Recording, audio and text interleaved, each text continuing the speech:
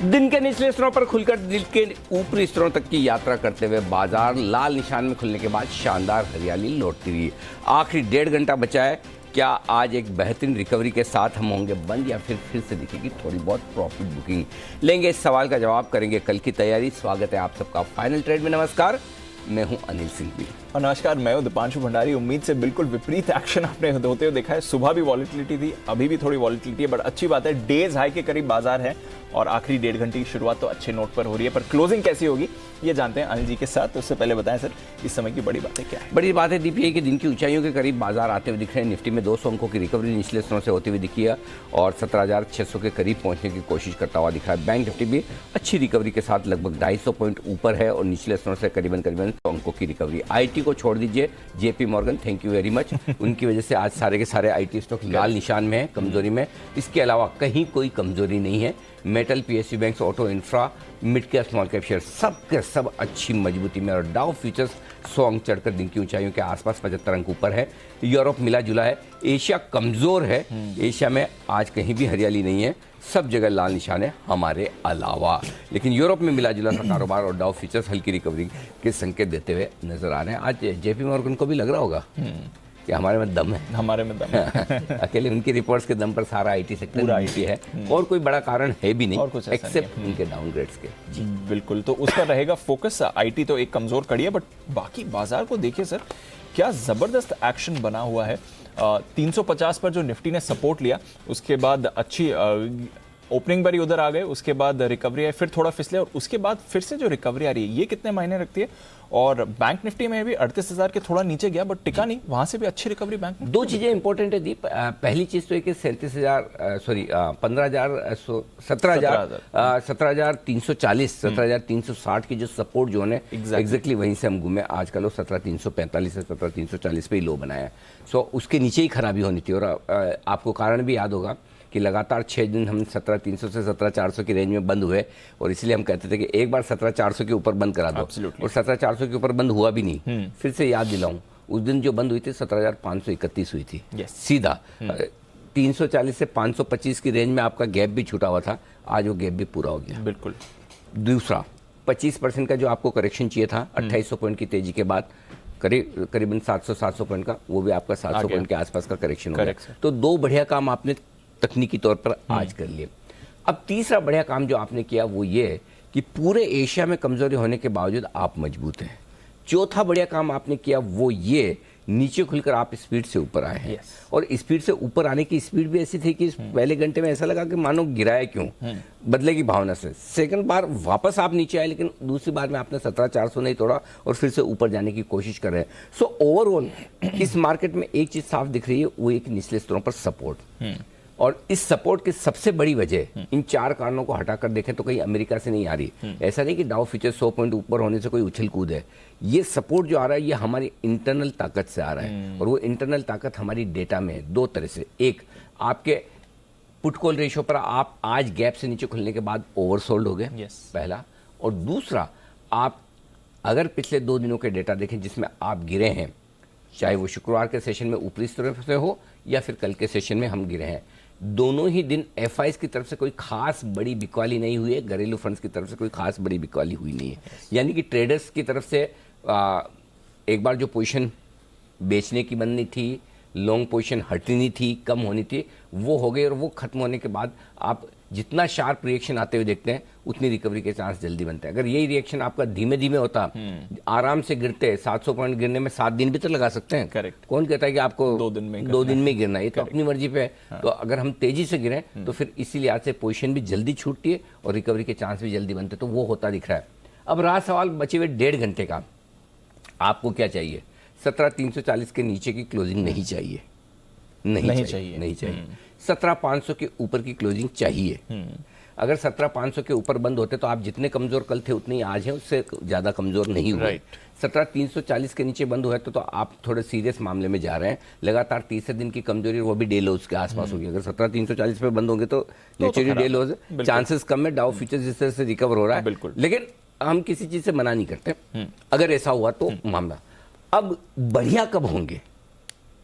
सवाल ये कि 17,525 की क्लोजिंग आपको मिल गई और वो खराब नहीं है, बढ़िया कब होंगे? बढ़िया होने में अभी थोड़ा वक्त है, 17,650 100 पॉइंट और 17,600, हाँ 100 पॉइंट, हाँ 17,659 की क्लोजिंग मिली थी और वहां से आपने ब्रेकआउट दिया था 17,800 से 18,000 की रेंज का। तो लगभग 17,650-75 के ऊपर जब आप बंद होते हैं अब, तो उसके बाद आपके लिए थोड़ा माहौल फिर से 2 दिन के करेक्शन के बाद नए हाइस की तरफ का बनता है। ओके जी, नए हाइस की तरफ। नया हाइस कौन सा? हाँ कौन सा? 18,000 18,600 ना, 17,992 का हाई बनाया, वो नहीं 18,600 इस बार का। हाँ वही 18,600 वही मैं कह रहा था। हाँ, इस बार अगर करेक्शन पूरा करके निकले ऊपर तो कन्विक्शन, हाँ तो कन्विक्शन और बढ़ेगा। लेट्स सी क्या कुछ होता है, क्योंकि आजकल मार्केट का माहौल ऐसा हो गया ना दीप, मूड बहुत तेजी से बदलता है, बहुत तेजी और लेकिन आज की सबसे बढ़िया चीज है कि जो ताकत आपको स्क्रीन पर चाहिए बाजार की, वो आपको मिल रही है। और कमजोर ट्रेडर्स की लॉन्ग पोजीशन कम हो गई है, मजबूत ट्रेडर्स आ गए, मजबूत इन्वेस्टर्स ने कमजोरी में बेचा नहीं है, खरीदने की कोशिश की है, और ग्लोबल से थोड़ा भी सपोर्ट आ गया तो आपका काम हो जाएगा। रिस्क एक ही है, बाहर की इंटरनल रिस्क नहीं। इंटरनल हमारे मार्केट की न फ्लोज की रिस्क है न डेटा की रिस्क है, रिस्क खाली ग्लोबल मार्केट की। अगर ग्लोबल गिरेंगे तो हम बढ़ तो नहीं सकते, गिरेंगे तो हम कम गिरेंगे। ग्लोबल थोड़ा सा बढ़ने की कोशिश करी, जैसे कि डाउ फ्यूचर 75 पॉइंट क्या होता है, 1/4%, लेकिन हमें देखो रिकवरी। सो हम ग्लोबल को आउट परफॉर्म करने की सिचुएशन में अभी आ गए हैं। ये अच्छा स्टेटमेंट है सर। यस। और फिर भी, और सुबह आज हमने कहा भी था कि चाहे बैंक निफ्टी ज्यादा बढ़ेगा हमें पता है, लेकिन हमें निफ्टी लेना है क्योंकि हमें सेफ्टी वहां दिख रही है। बैंक निफ्टी बढ़ा हुआ भी ज्यादा है, आप देखिए 0.5% के आसपास, निफ्टी ½% के आसपास, लेकिन हमें निफ्टी लेना है क्योंकि निफ्टी के लेवल ज्यादा ठीक और ज्यादा एक्यूरेट समझ में आ रहे हैं और वहां पर रिस्क कम है। बिल्कुल। पर आपके सपोर्ट लेवल्स अच्छी तरह बाजार ने डिफेंड करे। 37,925 था, 37,950 पे लो बनाया, 17,340 था, 17,345 का। मेहनत करनी, लेवल थोड़ा टाइम दो ना, जितना ज्यादा टाइम देते हो उतना एक्यूरेट लेवल निकलते हैं। आज तो आपका डेटा भी काफी ज्यादा था। हाँ, ये मैंने देखा है। डन। चलिए, तो अच्छे लेवल से बाजार घुमाए, अच्छे लेवल से सपोर्ट लिया और इस समय अच्छा एक्शन बन रहा है। आइए देख लेते हैं खबरों के दम पर कौन से स्टॉक्स हैं जहां पर आपको रखनी है नजर, और साथ ही कुछ इंपॉर्टेंट ट्रिगर्स भी बाजार के। कुशल नुपुर दोनों हमारे साथ है तैयार। कुशल, गुड आफ्टरनून। पहले बताएं कौन से इंपॉर्टेंट ट्रिगर्स। गुड आफ्टरनून दीप। ट्रिगर्स के लिहाज से आज ग्लोबल इवेंट में यूएस के जुलाई महीने के जो न्यू होम सेल्स डेटा है वो आते हुए नजर आएंगे। साथ ही कल के सत्र में बीएमएल पर फोकस रखिए। यहाँ पर रिकॉर्ड डेट फिक्स करने के लिए कंपनी की बोर्ड बैठक होने वाली है, जो कि इन्होंने post BML land assets demerger के बाद 1:1 के रेशियो में जो एलिजिबल शेयर होल्डर्स हैं उनको लेकर यहाँ पर ये बोर्ड बैठक है। साथ ही भारत गैस बोनस शेयर जारी करने पर बोर्ड बैठक करते हुए नजर आएगी कंपनी, और वेटेज चेंज होते हुए दिखेंगे सोना, बीएलडब्ल्यू और एचडीएफसी एएमसी अक्रॉस कुछ एक जो फुटसी के इंडेक्सेस हैं उनमें। तो यहाँ पर इस वजह से ये फोकस में रहेंगे। स्पोर्ट्स किंग इंडिया लिमिटेड, यहाँ पर बीएससी पर ऑलरेडी इनकी लिस्टिंग हुई है, एनएससी पर भी ये कल से लिस्ट होते हुए नजर आएंगे। आईपीओ में ड्रीम फोक सर्विसेज, जिसके मैनेजमेंट से आज हमने बात की है, यहाँ पर इनका आईपीओ कल से खुलता हुआ नजर आएगा और 26 अगस्त तक ये आईपीओ खुला रहेगा। तो इस वजह से यहाँ पर आपको फोकस रखना है। और हालांकि जो कुल इशू टाइप है वो ओएफएस के रूप में ही आता हुआ दिखेगा।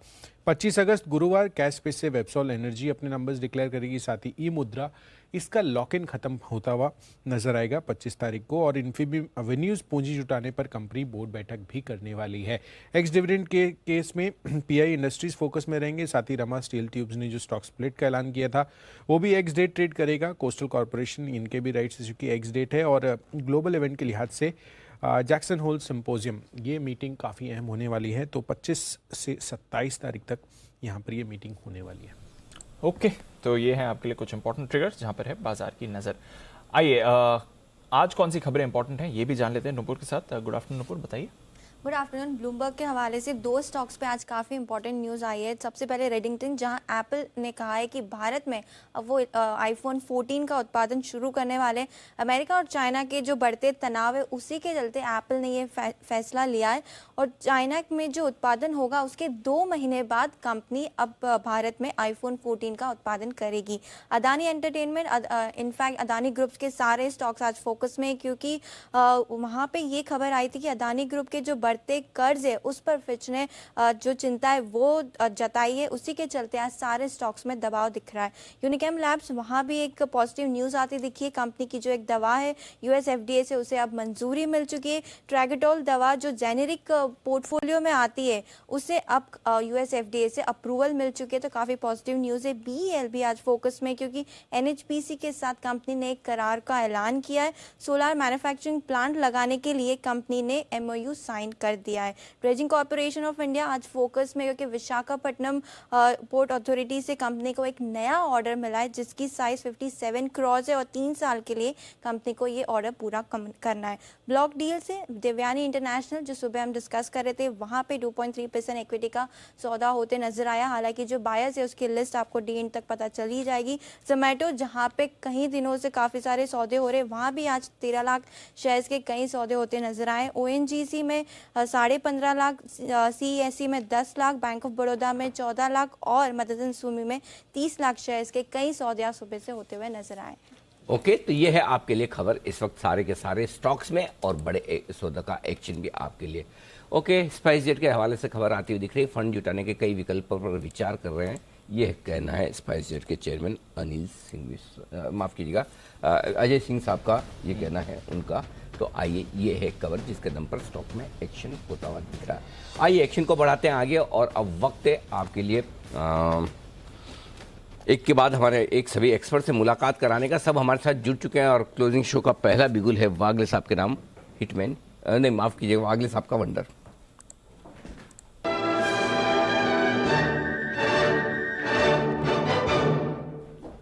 जी वागले साहब बताएं सर।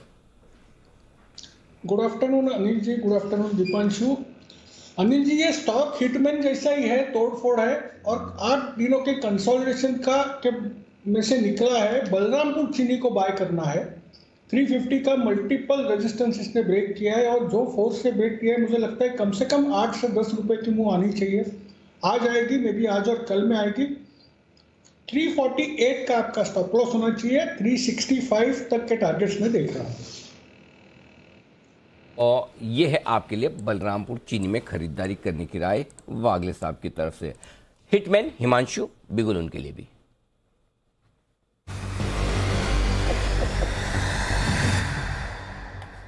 हिमांशु जी स्वागत है, बताएं सर आपकी pick. Good afternoon to you Anil ji. Anil ji, मुझे खरीदना है आईटीसी। 315 रुपये 60 पैसे, 315 रुपये 70 पैसे के करंट लेवल्स हैं और मेरा ऐसा मानना है अनिल जी कि ये स्टॉक एक नए हाइज बनाने की तैयारी करता हुआ नजर आ रहा है। पूरे सेक्टर में पिछले 2 दिनों की जो गिरावट थी उस पूरी गिरावट में ये एक सेक्टर था जो कि एक अपनी रिलेटिव स्ट्रेंथ दिखाता हुआ नजर आया और उस सेक्टर में भी ये आईटीसी एक ऐसा स्टॉक था जो कि बिल्कुल हाइज के आसपास टिका रहा और आज के सेशन में यहाँ पर एक इन्वर्टेड हेड एंड शोल्डर का ब्रेकआउट होता हुआ नजर आ सकता है 316 रुपए के ऊपर। तो मैं थोड़ा सा प्रीएम्प्ट कर रहा हूँ, आईटीसी में खरीदारी करके चलनी है। एक छोटा सा स्टॉप लॉस लगाना है 2 रुपए का, यानी कि 313 रुपए का एक स्टॉप लॉस रिकमेंडेड रहेगा। पहला टारगेट रहेगा 321 रुपए का, दूसरा टारगेट रहेगा 324 रुपए का। और अनिल जी, एक और रीजन इसको खरीदारी करने का वो ये है कि डेरिवेटिव्स डेटा में भी 315 320 पे बड़ा हुआ ही आउटस्टैंडिंग था और उसके ऊपर ये स्टॉक निकलता हुआ एक्सपायरी से जस्ट पहले नजर आ रहा है। तो अगर ये इसके ऊपर टिकता है तो एक स्ट्रॉन्ग अनवाइंडिंग देखने को मिल सकती है 315 और 320 के कॉल राइटर्स में, जिसके चलते स्टॉक में एक शार्प सर्ज अपसाइड में देखने को मिल सकता है। तो आईटीसी खरीदारी की सलाह है। मैंने कहा था कि हिमांशु जी के हम शक्ल मुदित जी जो कहीं दूर दूर से एक जैसे दिखते नहीं, खाली मेरे मन में ऐसा है। तो उन्होंने भी सुबह pick of the day ITC दिया था, तब मैंने कहा भी था कि देखो दोपहर तक और कॉल्स आने लगेंगे। हिमांशु जी की तरफ से भी आ गया आपके लिए आईटीसी खरीदारी करने की राय। तैयार है कुणाल जी और राकेश जी भी, दोनों ही हैं इस वक्त आपके लिए चार्ट कॉर्नर लेकर।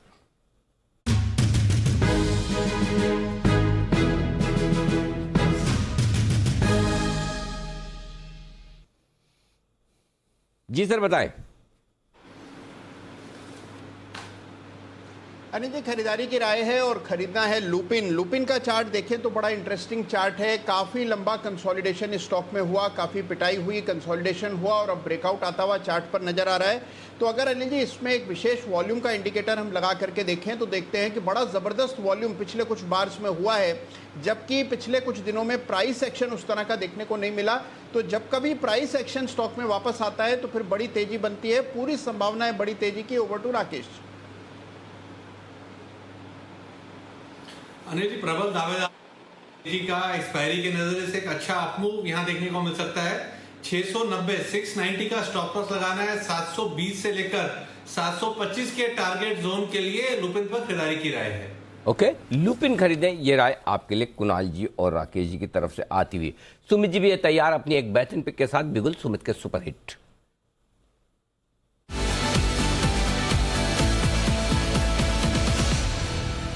जी बताएं। Good afternoon Anil ji. Very good afternoon. Anil ji, buy का स्टॉक रडार पे आया है। 116 रुपए 80 पैसे का अभी भाव चल रहा है। स्टॉक का नाम है SCI, shipping corporation of India. इसके अंदर स्विंग हाई ब्रेकआउट है, जून के हाई लेवल्स पे आ चुका है और स्टॉक अब यहां से 200 DMA लेवल्स टेस्ट करने को तैयार है। यहां पे CMP पे खरीदारी करें। स्टॉक का जो नीचे में सपोर्ट और स्टॉप लॉस बन रहा है वो 112 रुपए का बन रहा है। तो 112 रुपए का स्टॉप लॉस लगा के SCI में यहाँ पे CMP पे खरीदारी करना है। ऊपर में जो टारगेट देखने को मिल सकता है 122 रुपए का पहला टारगेट, जो कि 200 DMA लेवल्स है। जैसे ही 200 DMA लेवल ब्रेक होंगे तो रैली एक्सटेंड होगी और 130 रुपए तक के लेवल SCI में आने वाले दिनों में देखने को मिल सकते हैं। SCI में खरीदारी करें 122 130 के टारगेट के लिए 112 रुपए का स्टॉप लॉस लगाकर। ओके, शिपिंग कॉर्पोरेशन यहाँ पर करके चलें खरीदारी। ये है आपके लिए सुमित जी की तरफ से राय। इस पर रखें नजर। महाराष्ट्र सीमलेस, इस पर रखें नजर। ONGC से करीब 200 करोड़ रुपए का इन्हें ऑर्डर मिलते हुए दिखा है। कैश मार्केट के भी कई स्टॉक्स हैं जहां पर आपको आज मूव आती हुई दिख रही है, बट एक काउंटर जो सुबह थोड़ा सुस्त था बट उसके बाद अच्छी चुस्ती पकड़ी है और अब डेज हाई पर ट्रेड कर रहा है, वो है आपके लिए IDFC फर्स्ट बैंक। जबरदस्त एक्शन इस चार्ट में आते हुए दिख रहा है। एक बार सिमी जी के पास चलते हैं और लेते हैं उनकी राय IDFC फर्स्ट बैंक पर। सिमी जी जरा देखें, बढ़िया मूव आ रही है IDFC फर्स्ट बैंक में, क्या चल रहा है इस चार्ट में? दीपांशु, IDFC फर्स्ट टेक्निकली तो मुझे लगता है कि यहाँ से चलना चाहिए। करंट लेवल पर खरीदने का सलाह ही मैं दे रही हूँ। मुझे लगता है कि स्टॉक में थोड़ा सा टाइम देना पड़ेगा। 45 46 ये एक रेंज है जहाँ पे मैं थोड़ा सा मतलब सप्लाई एक्सपेक्ट कर रही हूँ। अगर 46 का लेवल क्रॉस हो जाता है तो इसमें नया मोमेंटम देखने को मिलेगा। हो सकता है स्टॉक धीरे धीरे 48 50 की ओर भी जा सकता है। करंट लेवल पर खरीद कर ही चलने का सलाह मैं दे रही हूँ। होल्ड कीजिए और मुझे लगता है कि 50 तक ये स्टॉक पूरा जाएगा। 46 के ऊपर नया ब्रेकआउट देखने को मिल सकता है। तो ये है आपके लिए IDFC फर्स्ट बैंक। 46 का इंतजार करें, ऑलमोस्ट उसी लेवल पर आपको ट्रेड करते हुए दिख रहा है और अच्छी खरीदारी इस काउंटर में आपको आती हुई दिखेगी। अब देखते हैं यहाँ से कैसी चल रही है। वोडाफोन आइडिया में एक मूव आ रही है, इस पर भी रखिएगा नजर।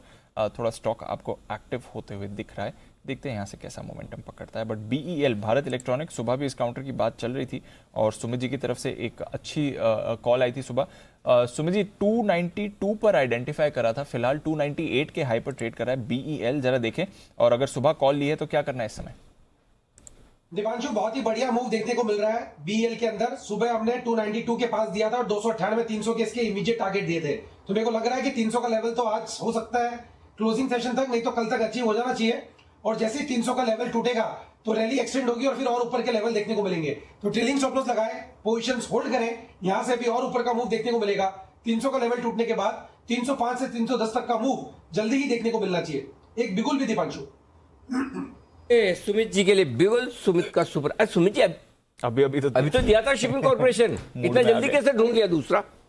हाँ अनिल जी, आ गया, एक और एक स्टॉक आ गया। नहीं, इतना फास्ट कैसे? मतलब इतनी देर में तो मतलब 100 मीटर की दौड़ दौड़ना हो तो भी मुश्किल हो जाए। दोनों एक साथ आए थे? बिल्कुल, दोनों एक साथ आए थे। तो एक ही बिगुल में क्यों नहीं दिए? मैं एक लेवल का वेट कर रहा था, तो वो लेवल अभी ब्रेक हो रहा है, तो मेरे को लग रहा है कि उसके अंदर मोमेंटम बनेगा। अच्छा, अब लेवल की बात बोली तो हम डाउट भी नहीं कर सकते, तो मानना पड़ेगा। चलिए, जो सुमित जी बोल रहे हैं वो सही है। बिगुल सुमित का सुपरहिट।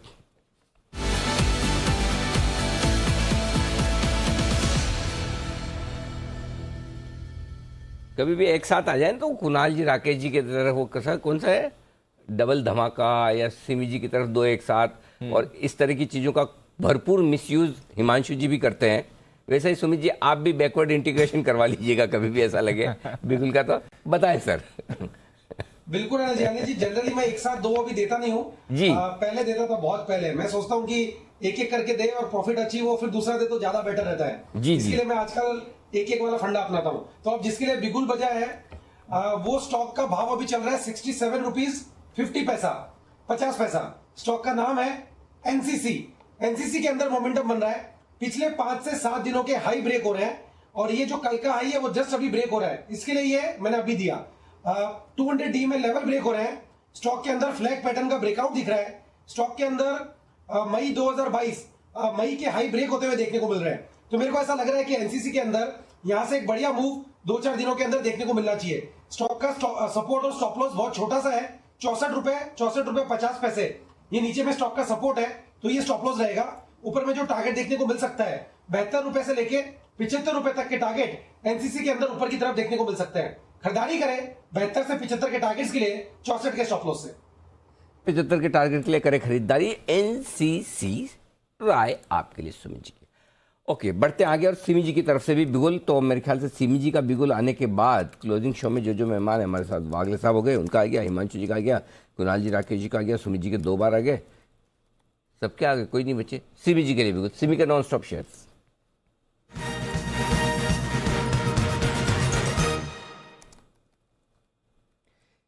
जी सिमी जी बताइए प्लीज। अनिल जी मेरा अभी सबसे देर से मेरा बिगुल नहीं था। एक्चुअली मैंने भी हाथ पहले ही दिया था, पर हाँ। मेरे से पहले वागले जी ने मेरा कॉल बता दिया है। कैसे इसलिए वागले मैं वो जी? कॉल भी रिपीट नहीं कर रही हूँ। वो मेरा भी फेवरेट है और मेरा रडार पर है। बलरामपुर जी की मेरा भी कॉल था। अच्छा। जो भी है, अभी भी मैं सिर्फ यही कहूंगी कि वागले जी के साथ मैं बिल्कुल सहमत जी। हूँ और मेरा जो टारगेट्स है वो थोड़ा सा बड़ा है। 367 373 का 2 बड़े टारगेट्स के लिए बलरामपुर चीनी तैयार हो रहा है। अभी का जो बिगुल है जिसके लिए मैंने रिक्वेस्ट किया था वो बता दूं। वापस से 300 के ऊपर चेन्नई पेट्रो आ चुका है और इसमें एक नया ब्रेकआउट देखने को मिला है। बहुत ही बढ़िया सा लंबा सा मूवमेंट के लिए तैयार हो चुका है। 340 का पहला टारगेट, 355 का दूसरा टारगेट के लिए चेन्नई पेट्रो को खरीद कर चलिए। 297 का स्टॉप लॉस होगा। 340 का पहला टारगेट, 355 का दूसरा टारगेट, चेन्नई पेट्रो मेरे तरफ से मेरा आज का पहला कॉल। ओके, तो चेन्नई पेट्रो है आपके लिए पहला कॉल। वैसे तो पहला कॉल बलरामपुर चीनी था और जैसा सिमी जी ने कहा है कि वो वागले साहब के साथ पूरी तरह से सहमत है। वागले साहब कोई भी कॉल ऐसा सिमी जी को लगे कि देना है तो आप चाहें तो आप पहले दे सकते हैं सिमी जी से। ऐसा सिमी जी ने खुद कहा है कि वो आपके साथ पूरी तरह से सहमत है।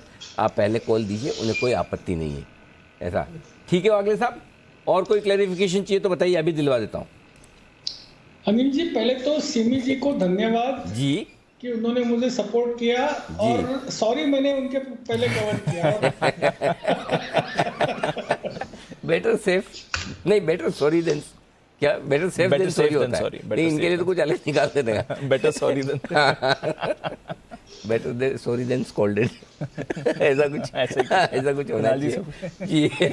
जी चलिए, तो बढ़िया है। आइए इस बीच बढ़ते आगे। आईटी कंपनियां अपने कर्मचारियों के वेरिएबल पे आउट, यानी कि जिसे आप कहते हैं कि बोनस नहीं भी गए तो ऐसी सैलरी जो आपकी परफॉर्मेंस, आपके डिपार्टमेंट की परफॉर्मेंस, आपकी कंपनी की परफॉर्मेंस पे डिपेंड करती है कि आपकी कंपनी अच्छी करेगी नहीं करेगी। कंपनी अच्छी करेगी तो आपका डिपार्टमेंट अच्छा कर रहा है नहीं कर रहा, डिपार्टमेंट अच्छा कर रहा है तो आप अच्छा कर रहे हैं नहीं कर रहे। इन सबको मिलाकर एक आपकी सैलरी का छोटा पोर्शन होता है, 10%, 15%, 20% जो भी हो, वो कहलाता है वेरिएबल पे।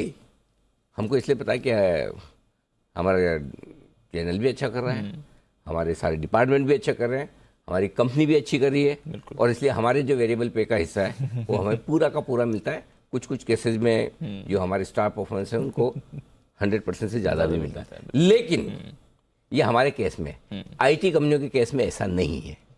मुश्किल आ रही है। आईटी कंपनियां अपने वेरिएबल पे में बड़ी कटौती कर रही है।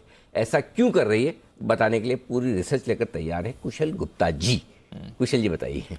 सर यहाँ पर सबसे बड़ी बात जो बन रही है आईटी कंपनियों के लिए, वो कहीं ना कहीं पहले जो एट्रिशन बहुत ज़्यादा था, तो वहाँ पर सिक्वेंशियल आपकी सैलरी रिविजन्स भी होती थी, वहाँ पर वेरिएबल पे भी ज़्यादा मिलता था, पर अब ये इम्पैक्ट इनके मार्जिन्स पर करता हुआ नज़र आ रहा है। और यहाँ पर सबसे बड़े कंसर्न जेपी मॉर्गन ने रेज़ किया है, जैसा कि हम सुबह से आपको बता रहे हैं कि जो ब्रोकरेज रिपोर्ट्स यहाँ पर आती हुई दिखी है, 3 या 4 बड़े काउंटर्स जिसमें इन्फोसिस, टेक महिंद्रा और एम्फेसिस समेत परसिस्टेंट सिस्टम्स को, यहाँ 4 बड़ी कंपनी आईटी कंपनियों को जेपी मॉर्गन डाउनग्रेड करते हुए नजर आए हैं। हालांकि टारगेट्स उतने ज़्यादा रिड्यूस नहीं किए हैं, बट जिस तरह का रुझान बन रहा है इस ब्रोकरेज हाउस का, उस वजह से आज पूरा का पूरा आईटी पैक्ट आपको इम्पैक्ट में जो गिरावट का इम्पैक्ट है वो इस वजह से आता हुआ दिख रहा है। तो डेफिनेटली इस चीज़ को ध्यान में रखते हुए यहाँ पर जो 2 कंपनियाँ हैं टीसीएस और विप्रो, उन्होंने तो पहले ही अपने वेरिएबल पे को लेकर ऐलान किए थे, ऐसी कुछ खबरें आ रही थी मार्केट में,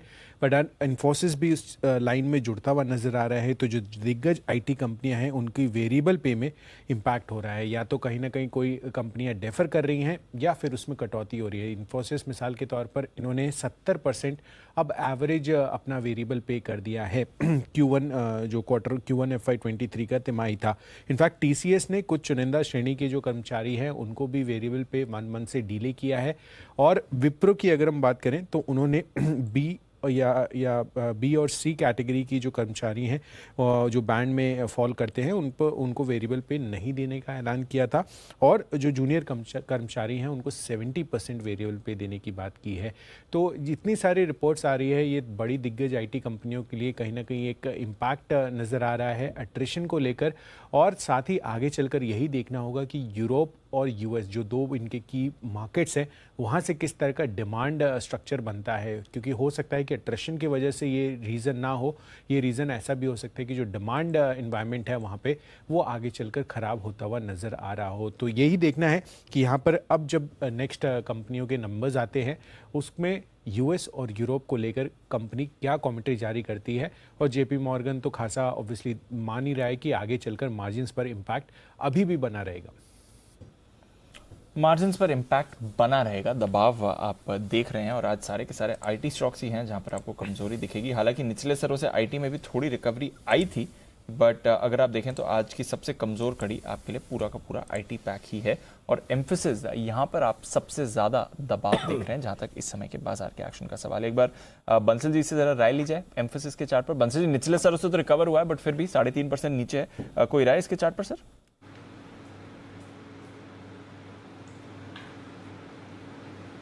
दिवांशु, निचले स्तरों से रिकवर हुआ है बट खरीदारी की राय नहीं है, शॉर्ट भी नहीं करना चाहिए। एक लेवल टूटा था इसके अंदर गैप डाउन ओपनिंग के बाद 2270 का लेवल टूटा था, तो उन्हीं लेवल्स के आसपास ये ट्रेड कर रहा है। तो दीपांशु वेट एंड वॉच करना चाहिए, कुछ भी नया करने की राय नहीं है ट्रेडिंग के नजरिए से एम्फेसिस के अंदर। वेट एंड वॉच की स्ट्रैटेजी बेस्ट रहेगी इस समय आईटी के लिए, ये आपके लिए राय आ रही है। बट कुछ स्टॉक्स हैं जहां पर एक्शन बन रहा है। कल्याण ज्वेलर्स, जरा इसका स्टॉक देखिए, जबरदस्त अपमूव इस पर आते हुए दिखा, और पिछले कुछ मिनटों में ही एक बड़ा स्पाइक आया कल्याण ज्वेलर्स के चार्ट पर। अब 10.5% ऊपर ये जा रहा है। ज्वेलरी स्टॉक्स वैसे भी अदरवाइज फोकस में रहे, फेस्टिव सीजन की शुरुआत तो है ही, बट कल्याण ज्वेलर्स में क्या इंटरेस्टिंग चल रहा है, एक बार जरा सिमी जी से पूछते हैं। सिमी जी, जरा चार्ट देखें कल्याण ज्वेलर्स की, 10% का उछाल।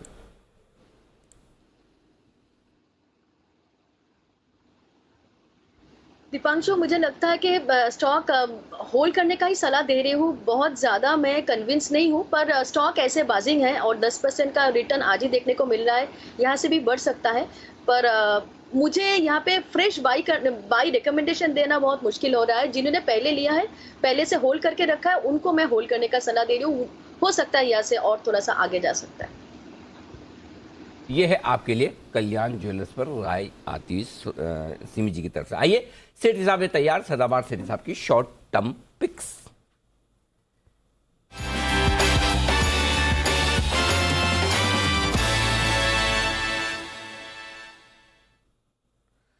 स्वागत है आपका सेठ साहब, बताएं सर क्या है इरादा, बाजार तो भरपूर तेजी में है। गुड आफ्टरनून अनिल जी, गुड आफ्टरनून दीपांशु। बिल्कुल अनिल जी, 2 दिन की अच्छी खासी गिरावट के बाद और आज सुबह उस गिरावट को एक्सटेंड करने के बाद एक बहुत ही दमदार recovery contrarian to other markets in the world भारतीय बाजार में देखी जा रही है। तो मुझे लगता है यहाँ पे बिल्कुल अब वापिस से खरीदारी करने के मौके ढूंढने चाहिए। 2 कैश मार्केट के स्टॉक है अनिल जी, और आज चूंकि एक्सपायरी वीक है, F&O की एक्सपायरी है परसों, तो एक F&O का स्टॉक भी है। ओके, क्या बात है, 2 कैश के स्टॉक्स और एक F&O। बताएं, पहले कौन सा बताएंगे सर? अनिल जी पहले दोनों कैश मार्केट के स्टॉक कवर करता हूँ जी, बताएं। जो पहला आज का कैश मार्केट का स्टॉक है जिसमें खरीदारी करनी है, स्टॉक का नाम है IIFL फाइनेंस, जो IIFL के नाम से ट्रेड होता है। 335 के लेवल पे अभी ट्रेड हो रहा है। एक बहुत ही दमदार NBFC है। Fundamentals rock solid, company 4 segment में ऑपरेट करती है। एक है होम लोन का बिजनेस, मतलब हाउसिंग फाइनेंस कंपनी है। फिर आपके बिजनेस लोन्स का सेगमेंट है, माइक्रो फाइनेंस है और गोल्ड लोन्स है। कंपनी के ये जो जून तिमाही के नतीजे बेहद दमदार थे। 330 करोड़ का पैट आया, जो कि पिछले साल के कंपैरिजन में, इसी क्वार्टर के कंपैरिजन में 20% का ग्रोथ था और हाईएस्ट एवर क्वार्टरली पैट था। कंपनी का ROE है 20.5%, कैपिटल एडिकेशन रेशियो है 22.8%, और जो एसेट क्वालिटी में बहुत अच्छा सुधार देखने को मिला इस क्वार्टर में। ग्रॉस NPS 3.2% से घट के 2.6%, नेट NPS 1.8% से घट के 1.5%।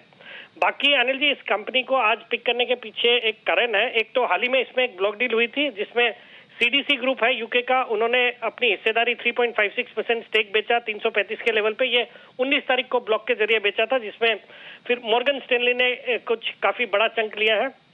बाकी इस क्वार्टर में, जो गए क्वार्टर में 2 नए अच्छे डेवलपमेंट हुए इस कंपनी के साथ। एक तो इन्होंने एक JV किया है, एक कंपनी है open financial technologies private limited, जो कि एशिया की सबसे बड़ी SME focused neo banking platform है। उनके साथ एक JV किया जिसका फायदा आने वाले दिनों में देखने को मिलेगा। और एक अबू धाबी इन्वेस्टमेंट अथॉरिटी ने इनका जो हाउसिंग फाइनेंस कंपनी है, इनके सब्सिडियरी, उसमें 2200 करोड़ का निवेश किया है, 20% स्टेक लिया है 2200 करोड़ में। तो उस लिहाज से देखेंगे तो हाउसिंग फाइनेंस की जो सब्सिडियरी है उसकी वैल्यूएशन आती है 11,000 करोड़ की, 2200 करोड़ फॉर 20% स्टेक। और इस कंपनी की आज की मार्केट कैप है सिर्फ 12,650 करोड़। मुझे लगता है बहुत ही सस्ते वैल्यूएशन पे ये स्टॉक ट्रेड करता है, एक बहुत ही दमदार कंपनी है। तो यहाँ पे खरीदारी करने की सलाह। 355 का शॉर्ट टर्म टारगेट है, 330 का स्टॉप लॉस रखता है। ओके, तो ये है आपके लिए IIFL फाइनेंस, यहाँ पर खरीदारी करने की राय सेठी साहब की तरफ से। बहुत ही बढ़िया। सेठी साहब, दूसरा stock Anil ji cash market का डेटामेटिक्स ग्लोबल, जो अभी 300 रुपए के आसपास ट्रेड करता है। ये कंपनी IT, फिर BPO सर्विसेज, डेटा मैनेजमेंट, ये सब सेगमेंट को कैटर करती है, जिसमें ये रोबोटिक्स है, फिर आर्टिफिशियल इंटेलिजेंस, मशीन लर्निंग और एल्गोरिदम्स, ये सब यूज करती है। कंपनी 6 देशों में प्रेजेंट है, अक्रॉस अमेरिका, ऑस्ट्रेलिया, यूरोप। और अभी हाल ही में इन्होंने मतलब 3-4 दिन पहले एक खबर थी कि इन्होंने एक एक्सेस फेयर्स नाम की एक US बेस्ड कंपनी है, जो कि एक प्लेटफॉर्म है प्रीमियम इंटरनेशनल एयर फेयर्स का, उनके साथ टाई अप किया और एक बड़ा ऑर्डर भी मिला इनको। बाकी वैल्यूएशन के लिहाज से बहुत ही सस्ता है, 11 के मल्टीपल पे स्टॉक ट्रेड करता है। Q1 बहुत ही अच्छा था, जून क्वार्टर पैट था 42 करोड़ का, जो कि पिछले साल इस क्वार्टर में 39 करोड़ का पैट था।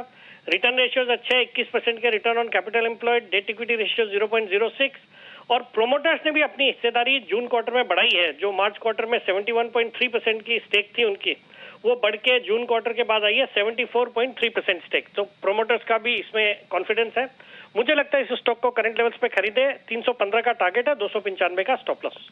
ओके, तो ये है आपके लिए डेटामेटिक्स में भी खरीदारी करने की राय सेठी साहब की तरफ से। तो 2 बेहतरीन पिक्स, IIFL फाइनेंस, डेटामेटिक्स। लेकिन सेठी साहब ने कहा कि एक फ्यूचर्स का भी स्टॉक आज देने को तैयार है। सर बताएं।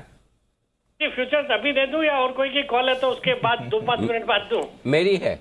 आपकी है तो हाँ। आपकी स्ट्रेटेजी के बाद देता हूँ। मैं तो अभी भी लेने को तैयार, आपकी जब मर्जी। चलो नहीं, मैं तो तैयार हूँ। नहीं तो मैं भी तैयार हूँ। हाँ? मैं भी तैयार हूँ। आप भी तैयार हो तो पहले आप चलो पहले आप करते पहले आप। चलो अनिल जी, जो आज का F&O का स्टॉक है जिसमें खरीदारी करनी है, स्टॉक का नाम है इंडियन होटल्स सितंबर फ्यूचर्स, जो अभी 273 के लेवल पे ट्रेड करता है। एक बहुत ही जबरदस्त कंपनी है, भारत की सबसे बड़ी होटल कंपनी, 300 से ज्यादा होटल्स, 12 से ज्यादा देशों में प्रेजेंस, 125 से ज्यादा लोकेशंस में प्रेजेंट है। कई सारे आइकॉनिक प्रॉपर्टीज है। फंडामेंटल्स में कई बार समझा चुका हूँ। इस स्टॉक को मैंने पिछले महीने 2 महीने में 2-3 बार रिकमेंड किया है। इस तिमाही के नतीजे बहुत ही दमदार थे। 166 करोड़ का पैट था, जो पिछले साल इस तिमाही में 270 करोड़ का नुकसान था। और कंपनी हम देख रहे हैं होटल कंपनीज में एक जबरदस्त तेजी बनी हुई है, जो इनके ऑक्यूपेंसी लेवल्स है, जो इनके रेट्स है, सब में एक बहुत अच्छी तेजी चल रही है और प्री कोविड लेवल को भी इन्होंने सबने सरपास कर दिया है। बाकी इस कंपनी के दो और ब्रांड है, ताज तो है ही है जो हम सब जानते हैं, आइकॉनिक प्रॉपर्टीज है कई सारी, ताज लेक पैलेस है, रामबाग पैलेस है जयपुर में, फिर ताजमहल होटल मुंबई का। इसके अलावा विवांता और जिंजर, ये दो ब्रांड है। जिंजर इनका बिजनेस ब्रांड, बजट ब्रांड है। मुझे लगता है ये स्टॉक जिस तरह के नतीजे आए, यहाँ पे बहुत ही सस्ता लग रहा है। इस स्टॉक को एक मीडियम से लंबी अवधि के लिए तो करंट लेवल्स में खरीदना ही चाहिए। बाकी शॉर्ट टर्म में भी मुझे लगता है हाल ही के करेक्शन के बाद वापस से चलने को तैयार है। 285 का टारगेट है, शॉर्ट टर्म टारगेट 265 का स्टॉप लॉस रखना है। ओके, 265 के स्टॉप लॉस, 285 के टारगेट के लिए इंडियन होटल्स, ये स्टॉक तो कहां से कहां चलता गया और लगातार लगभग हर एक लेवल पर सेठी साहब की रिकमेंडेशन लिस्ट में बिल्कुल बार बार लगातार रहा है, तो ये मजबूत स्टॉक है। 3 स्टॉक आज सेठी साहब भी दिल खोलकर पिक्स पे पिक्स दे रहे हैं। चलिए 2:30 बजे की स्ट्रेटजी कर ली जाए। आइए लेते हैं अनिल जी से उनकी मार्केट स्ट्रेटजी।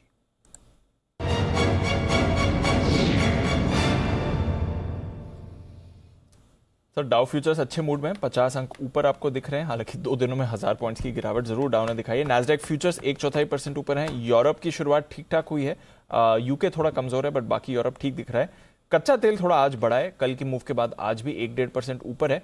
पर एक अच्छी बात है, हमारे रुपए पर आज इंपैक्ट नहीं आया। लग रहा था जिस तरह से डॉलर मजबूत हुआ है रुपया इंपैक्टेड होगा, बट रुपए ने होल्ड आउट किया है थ्रू द डे। सर बताएं क्या करना है इस समय? वैसे तो दीप डेटा के लिहाज से देखेंगे तो आपके लिए इंपॉर्टेंट लेवल 2 ही है, एक है 17,500 और दूसरा है 17,600। 3 बजे तक, 3:05 तक इसी पर आपको नजर रखनी है। 17,500 के नीचे जाकर अगर आप ट्रेड करना शुरू करेंगे तो 17,425, 17,400 तक आएगा। उसके नीचे की आज जगह नहीं दिख रही। अच्छा, अब आप 17,350, 17,345 जो आज बनाया वो वापस नहीं आएगा, नहीं आएगा, आज नहीं आएगा। अच्छा, आज नहीं आएगा। तो उसका रीजन है कि डेटा आप कैसे बन गए ना कि 17,500 आपका सपोर्ट बन रहा है, 94 लाख शेयरों का ओपन इंटरेस्ट है। तो 17,500 के आसपास आने पर भी थोड़ी बहुत शॉर्ट कवरिंग होगी। गलती से अगर समझो डाउ फ्यूचर्स आपका 50-75 अभी ऊपर है, ये नीचे हो गया 50-75, तो हो सकता है आप 17,500 तोड़ने की कोशिश करें, और अगर किया भी तो 17,425, 17,400 आज के लिए रॉक बॉटम हो गया। तो पहली चीज 17,500 नहीं तोड़ेंगे और ज्यादा संभावना है कि 17,500 के ऊपर क्लोज भी हो जाए डेटा जिस तरह हिसाब से। दूसरी चीज 17,600 के ऊपर भी क्लोज होने की जल्दी दिख नहीं रही निफ्टी को। उसका रीजन है कि 17,600 के कॉल ऑप्शन पर 83 लाख शेयर है। तो पुट में 94 लाख शेयर 17,500, कॉल में 83 लाख शेयर 17,600, दोनों तरफ की रेंज होगी। इन केस 3 बजे तक आप 17,600 पार कर लेते हैं तो आप 17,650, 675 तक जाने की कोशिश करेंगे, ये दिख रहा है डेटा में। संभावना दोनों की कम है, तो अगला 1 घंटा आपको 500 से 600 की रेंज में निकालना है और उसके बीचों बीच में है तो ज्यादा कुछ बन नहीं रहा। 600 के नजदीक आप चाहें तो हल्का फुल्का प्रॉफिट बुकिंग शॉर्ट करने का सोच सकते हैं, 500 के नजदीक हल्का फुल्का खरीदने की सोच सकते हैं। इंतजार करें, इंडेक्स में ज्यादा कोई ऐसा खास ट्रेड बन नहीं बन रहा है। बैंक निफ्टी 38,550 के आसपास आप हैं और यही मेक और ब्रेक लेवल है। 38,500 के पुट पर 29 लाख शेयर हैं, कॉल्स पर 26 लाख शेयर, दोनों बराबरी का ओपन इंटरेस्ट है। ऊपर 38,600, 38,700 सप्लाई जोन है, नीचे 38,200, 38,300 खरीदारी की जगह। तो आपको करना क्या है दीप, वो समझ लीजिए। 38,200 से 38,300 की रेंज में बैंक निफ्टी नीचे आता है, वहां खरीदिए 38,000 का स्टॉप लॉस। 38,600 से 38,700 की रेंज में आता है, वहां पर प्रॉफिट बुकिंग करिए, 39,000 का स्टॉप लॉस। ये रेंज है बैंक निफ्टी पर। ऊपर में देते रहिए, नीचे में लेते रहिए, बैंक निफ्टी में ये करिए और निफ्टी में इंतजार कीजिए, अगर सही लेवल पर नीचे आ जाए तो वहाँ खरीदारी कैसे हो जाए। अभी भी मैं बोलूँगा खरीदने का ज़्यादा कंफर्ट कॉन्फिडेंस सही लेवल पर निफ्टी में है। पहला लेवल अगर डाउ फ्यूचर्स ठीक रहता है 17,500, डाउ फ्यूचर्स खराब होता है तो 17,425 और जितना भी खराब जाए 17,350। ये 3 लेवल खरीदने के आपके लिए क्लियर कट निकल कर आ रहे हैं। प्रॉफिट बुकिंग 575, 600 पहला लेवल है, 650 दूसरा लेवल है। बेसिकली 600 से 650 की रेंज प्रॉफिट बुकिंग के लिए परफेक्ट है, वहां पे थैंक यू कर लेना है। ठीक है, चलिए ये आपके लिए सारे इंपॉर्टेंट लेवल्स इस समय बाजार के लिए। ऊपरी स्तरों पर हल्का हुई है, निचले स्तरों पर करें खरीदारी, ये आपके लिए राय क्लियर इस समय बनती हुई दिख रही है। एक स्टॉक है जहां पर एक जबरदस्त स्पाइक अभी अभी आपको आते दिख रहा है, GHCL। जरा इसका चार्ट पुलअप करिए और निचले स्तर से एक बड़ा उछाल इस काउंटर पर आपने अभी अभी देखा है। अभी अभी 3.5% की मूव आई है GHCL में। कुणाल जी जरा देखें क्या चल रहा है इसके चार्ट में सर। देखिए बहुत शानदार मूव इंट्राडे में आता हुआ दिख रहा है दीपांशु, जैसा आपने कहा, और डेली चार्ट पर एक पैटर्न बन रहा है जिसको बुलिश इनगल्फिंग कहते हैं। तो अगर मान लीजिए इन स्तरों के आसपास ये बंद हो जाता है या तेजी आज और बनती है तो इस स्टॉक में आपको और ऊपर के लेवल्स देखने को मिलेंगे। अगला रेजिस्टेंस चार्ट पर 650 650 के आसपास है। 650 का लेवल पार हुआ तो फिर इसमें आपको 680 95 के लेवल्स भी देखने को मिलेंगे। स्ट्रॉन्ग स्ट्रक्चर है तो मौजूदा स्तरों पर भी खरीदारी करने में हर्ज नहीं है। ये राय आपके लिए इस वक्त जीएचसीएल में आती हुई दिख रही है। आइए मुलाकात करते हैं सिद्धार्थ सैडानी साहब के साथ। सुबह तो शो में थे लेकिन अभी उन्होंने लाइफ लाइन यूज की है, फोन अ फ्रेंड बिगुल सुपरसिट।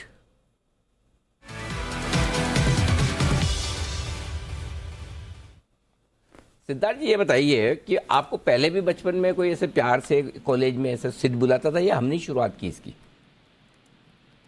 नहीं अनिल जी, पहले सिट बुलाते थे। हाँ। बट आपने फेमस कर दिया।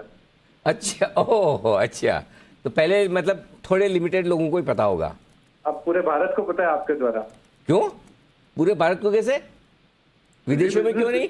अरे गजब करते हैं, बिजनेस वर्ल्ड वाइड चलेगा। अरे अभी तो एक वो ट्वीट कौन सा आया था, हमारे एक दर्शक का जो न्यूयॉर्क से देख रहे थे, देखते थे। हाँ, सिद्धार्थ जी कमाल करते हैं। जर्मनी की कंपनियां आप रिकमेंड करते हैं और आप न्यूयॉर्क में देखे जाते हैं। गल्फ कंट्रीज कोई ऐसी नहीं जहाँ पर बिजनेस और नहीं चलता और आपको नहीं देखा जाता हो। एंड इवन सिंगापुर हांगकांग से भी हमें, सिंगापुर हांगकांग अफ्रीका के कुछ देश हैं, कहाँ नहीं देखे जाते हैं। तो विश्व विख्यात सिद्धार्थ सैडानी साहब हमारे साथ फोन लाइन पर हैं, लाइफ लाइन यूज करते हुए। बताएं सर। धन्यवाद अनिल जी, आपने मौका दिया लाइफ लाइन यूज करने का। जी, स्टॉक जो है जो आज शॉर्ट टर्म पर्सपेक्टिव से देना चाह रहा हूँ वो है सिटी यूनियन बैंक, CUB। ये स्टॉक में 140 से रेकमेंड करते आ रहा हूँ और ये स्टॉक ने परफॉर्मेंस लगातार दिया है। 2-3 बार रेकमेंड किया है इस बीच में, अभी फिर से सिटी यूनियन बैंक कर रहा हूँ क्योंकि लोन ग्रोथ इसका दमदार है। अगर देखा जाए तो 12.5% का एडवांसेस ग्रोथ है YOY। जो मैनेजमेंट का गाइडेंस है वो आने वाले टाइम का 15 से 18% का है और साथ ही साथ मैनेजमेंट ये भी कह रही है कि रिटर्न ऑन एसेट्स जो एक बहुत अच्छा पैरामीटर होता है बैंकों के लिए, वो 1.5% पे आ जाएगा 1.5% पे। सिटी यूनियन बैंक जो स्ट्रॉन्ग लिक्विडिटी कैपिटलाइजेशन वाली कंपनी और राइजिंग इंटरेस्ट रेट का जो सिनेरियो है अभी भारत में, इससे बैंकों को जरूर फायदा मिलता है। City union bank short term perspective से खरीदारी की राय है। टारगेट आपको रखना है 190 का। इसी के साथ अनिल जी एक छोटा सा अब तक 56 का एक अपडेट देना है, अब तक 56 वाला अपडेट, अब तक 56 वाला स्पेशल अपडेट है अनिल जी। जी बताएं सर। अनिल जी पहले तो मैं धन्यवाद कहूंगा कि वो सिट की सिप जो हम लोग लाते हैं वो जून में गेनिंग ग्राउंड करके एक सिप लाए थे, बास्केट लाए थे। उसमें दीपक फर्टिलाइजर 620 में हमने रेकमेंड किया था, जो 970 अभी चल रहा है। 56% का रिटर्न आया है, इसीलिए ये अब तक 56 का अपडेट है और सुपर परफॉर्मेंस दीपक फर्टिलाइजर ने दिया है इस पिछले 2-3 महीनों में। ठीक बात है। तो ये है आपके लिए राय इस वक्त सिद्धार्थ जी की तरफ से सिटी यूनियन बैंक पर खरीदारी करने की। आइए बढ़ते हैं आगे हिटमैन हिमांशु बिगल उनके लिए।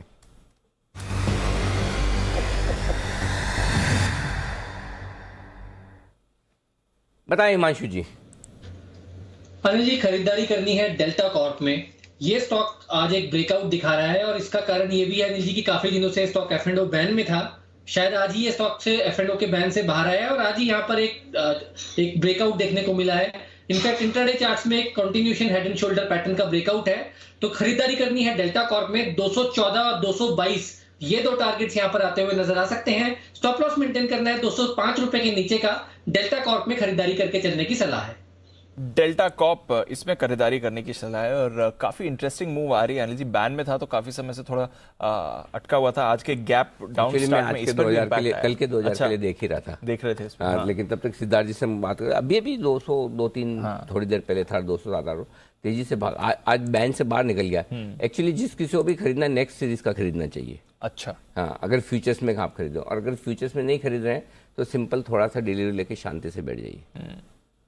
डिलीवरी लेकर रख लीजिए थोड़ी सी, 200 रुपए के शेयर की तो ले ही सकते ना आराम से। हाँ, डिलीवरी कोई हम पेज इंडस्ट्री थोड़ी बोल रहे हैं आपको लेने के लिए जो आपने ले पाया। हाँ, तो 200 रुपए वाला शेयर है, शांति से डिलीवरी लेकर रखिए सितंबर महीने के लिए। अच्छा, हाँ, पोजिशनल प्ले हो सकता है। 15 दिन 20 दिन के लिए, महीने भर के लिए डिलीवरी लेके छोड़ दीजिए, 1 महीने के लिए, सितंबर तक के लिए छोड़ दीजिए। अच्छा, हाँ, आपको डिलीवरी में 10-15% का रिटर्न बन जाए, बहुत हो गया, क्या करना है ना। तो बढ़िया है, इसमें कोई डाउट नहीं। तो डेल्टा कॉर्प एकदम सही वक्त पर पकड़ा है। इस पूरे स्पेस में एक्शन होना सर। अभी इंडियन होटल्स की भी बात चल रही थी, आईटीसी भी एक तरह से यहाँ पर उसका भी फोकस है, लग रहा है सर। अरे दीप, अभी भी वो जो अपने वसीम साहब नहीं कहते, एयरपोर्ट पे जगह पैर रखने की जगह नहीं है। कहाँ रखे पैर, वही सोचना पड़ता है। मतलब वाकई में यह बात सही है कि बहुत, मतलब छुट्टियों में आप चले, पिछले वीकेंड पे वो जो 3 दिन की छुट्टी आई थी ना, सब जगह फुल थी, कहीं नहीं मिला। मतलब अगर आपने पहले बुक नहीं कराया तो बहुत मुश्किल है। कोई लास्ट मिनट पे एक आध वो जो विकेट डाउन हो जाते हैं ना, उनकी कोई कैंसिलेशन वाली मिल जाए तो ठीक है, लग के आप। हाँ, बाकी तो भाई साहब कोई सवाल ही नहीं है। मतलब इतना बुरा हाल है सब जगह। सो एनीवे, तो चलिए ये है आपके लिए डेल्टा कॉर्प में खरीदारी करने की राय। आइए सुमित जी के लिए बिल्कुल सुमित का super hit.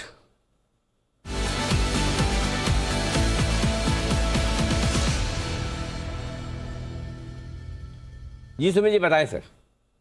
Anil ji, buy का स्टॉक है 72.50 रुपए, 72.75 का अभी भाव चल रहा है।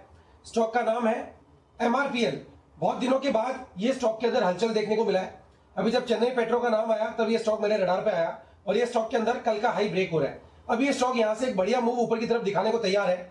बॉलिंगर बैंड के लोअर बैंड से जस्ट इसने मूव अभी स्टार्ट किया है और ये स्टॉक के अंदर मेरे को लग रहा है 8 से 10% का मूव 2-3 दिनों के अंदर ही देखने को मिलेगा। MRPL के अंदर यहाँ पे CMP पे खरीदारी करे 68 रुपीज 50 पैसा, ये स्टॉक का नीचे में सपोर्ट है। 68 रुपए का स्टॉप लॉस लगा के MRPL में खरीदारी करे। ऊपर में जो टारगेट देखने को मिल सकता है 10% ऊपर का मूव मेरे को लग रहा है MRPL में यहाँ से देखने को मिलेगा। 80 रुपए से लेके 84 रुपए तक के लेवल MRPL के अंदर जल्दी ही 2-4 दिनों के अंदर देखने को मिल सकते हैं। खरीदारी करें, 68 का स्टॉप लॉस, 80 से 84 का टारगेट। ओके, 68 स्टॉप लॉस, 80 और 84 के टारगेट के लिए। आइए एनॉक वेंचर्स के विजय चोपड़ा साहब हमारे साथ कार्यक्रम में हो चुके हैं शामिल और चोपड़ा साहब से राय लिया आईटी शेयरों पर। चोपड़ा साहब भी सोचेंगे आईटी शेयर क्यों, एक ही तो सेक्टर है जो आज पिटा हुआ गिरा हुआ है। तो चोपड़ा साहब, उसकी वजह यह है आपको घेर के जो ये 6 लोग बैठे हुए हैं आसपास में, ये सबके सब बाय कॉल दिए जा रहे हैं, एक का भी शॉर्ट कॉल नहीं है। खाली एक सेक्टर बेचारा बचा हुआ है मंदी वाला, आईटी, जिसके बारे में कोई बात नहीं कर रहा। इसलिए आप प्लीज डू द ऑनर्स, बताएं सर आईटी शेयरों पे क्या है आपकी राय। सर देखिए, अभी भी बहुत ज़बरदस्त फियर्स हैं इन्फ्लेशन को लेके वेस्ट में, और जिस तरीके से यूके में भी इन्फ्लेशन आया है और यूएस में भी अभी जैक्सन होल के मीटिंग में देखिए क्या क्या कमेंट्री आती है। तो जब भी इन्फ्लेशन फियर्स होते हैं तो जो आईटी स्पेंड्स हैं वो कम हो जाते हैं। ये एक नेचुरल फिनोमेना है, क्योंकि आईटी स्पेंड जनरली जब होते हैं जब एक्सेस कैश होता है बुक्स पे, तो नए सिस्टम्स, नए सॉफ्टवेयर्स नहीं खरीदे जाते, कंपनियां नई चीज़ों पे नहीं जाती, पुरानों से काम चलाती हैं, क्योंकि एसेंशियल्स पे वो लोग ध्यान देते हैं। तो कहीं ना कहीं ये डर है, मगर इस डर के बीच में भी मुझे लगता है कि बहुत ज़्यादा प्रॉब्लम नहीं है आईटी क्षेत्र में, प्रोवाइडेड आप टॉप रैंक कंपनीज के साथ रहें। थोड़ा बहुत करेक्शन हो सकता है, संभावना है कि आपको TCS, टेक महिंद्रा जैसी कंपनी या HCL टेक जैसी कंपनी आपको थोड़ा नीचे मिले, मगर मुझे लगता है कि ये अच्छे मौके होंगे एक्यूमुलेट करने के लिए। और लंबी अवधि के जो निवेशक हैं उनको बिल्कुल भी डरने की आवश्यकता नहीं है। ये बहुत जैसे कहते हैं बेल वेदर स्टॉक्स हैं, इन्होंने बहुत सारी मंदी तेजियां देखी हैं। तो जो भी टॉप रैंक कंपनीज हैं, विप्रो है, TCS है, HCL टेक है, टेक महिंद्रा है, इन सारी कंपनीज में थोड़ा बहुत हो सकता है कि हम 5-7% का करेक्शन देखें, मगर ये बाइंग अपॉर्चुनिटीज़ होंगी, लॉन्ग रन में बहुत अच्छी हैं और ये दोबारा से अपना क्लाइंट एक्विजिशन अच्छा करेंगी। सबकी कमेंट्रीज भी ठीक आ रही हैं। अभी आज ही मैं अखबार में पढ़ रहा था कि जो इन्फोसिस है उसने अपना जो बोनसेस हैं वो 70% दिए हैं पिछले साल के एवरेज से। तो कहीं ना कहीं थोड़ा जो वेज इंक्रीज हुआ है या वेज का जो क्राइसिस आया है, आईटी इंडस्ट्री में पीछे बहुत ज़बरदस्त मैन पावर शॉर्टेज हुआ था, तो किसी भी भाव पे लोगों को हायर किया जा रहा था। और आपने भी आई थिंक किसी शो में कवर किया था कि वेज का एक प्रॉब्लम है, क्योंकि बहुत ज़्यादा वेज क्राइसिस हो रहा है, वो वेजेस बढ़ रहे हैं और लोग बहुत जल्दी कंपनियां चेंज कर रहे हैं। तो इसकी वजह से बॉटम लाइन्स हिट हुई हैं। तो पर अगेन ये बेलवेदर कंपनीज है, मैं ये कहूँगा। और कई बार ऐसा होता है, कुछ समय कंसोलिडेशन में सेक्टर बिताता है, तो कंसोलिडेशन चल रहा है आईटी क्षेत्र में और नीचे के स्तरों पे लेने का ही काम बनता है। मेरे हिसाब से लेना चाहिए अच्छी बड़ी कंपनियों को। ये बहुत बड़ी कंपनीज हैं और कोई वैसे बहुत ज़्यादा घबराहट नहीं नज़र आती। तो डरने घबराने की जरूरत नहीं, बड़ी कंपनियां, अच्छी कंपनियां बेलवेदर है और ऐसे खराब मूड माहौल में ही आपको करनी है खरीदारी, ऐसा मानना है चोपड़ा साहब का। आइए बसिन साहब का क्या मानना है जरा वो भी जान लिया जाए। बिगुल का वक्त है बसिन साहब के लिए।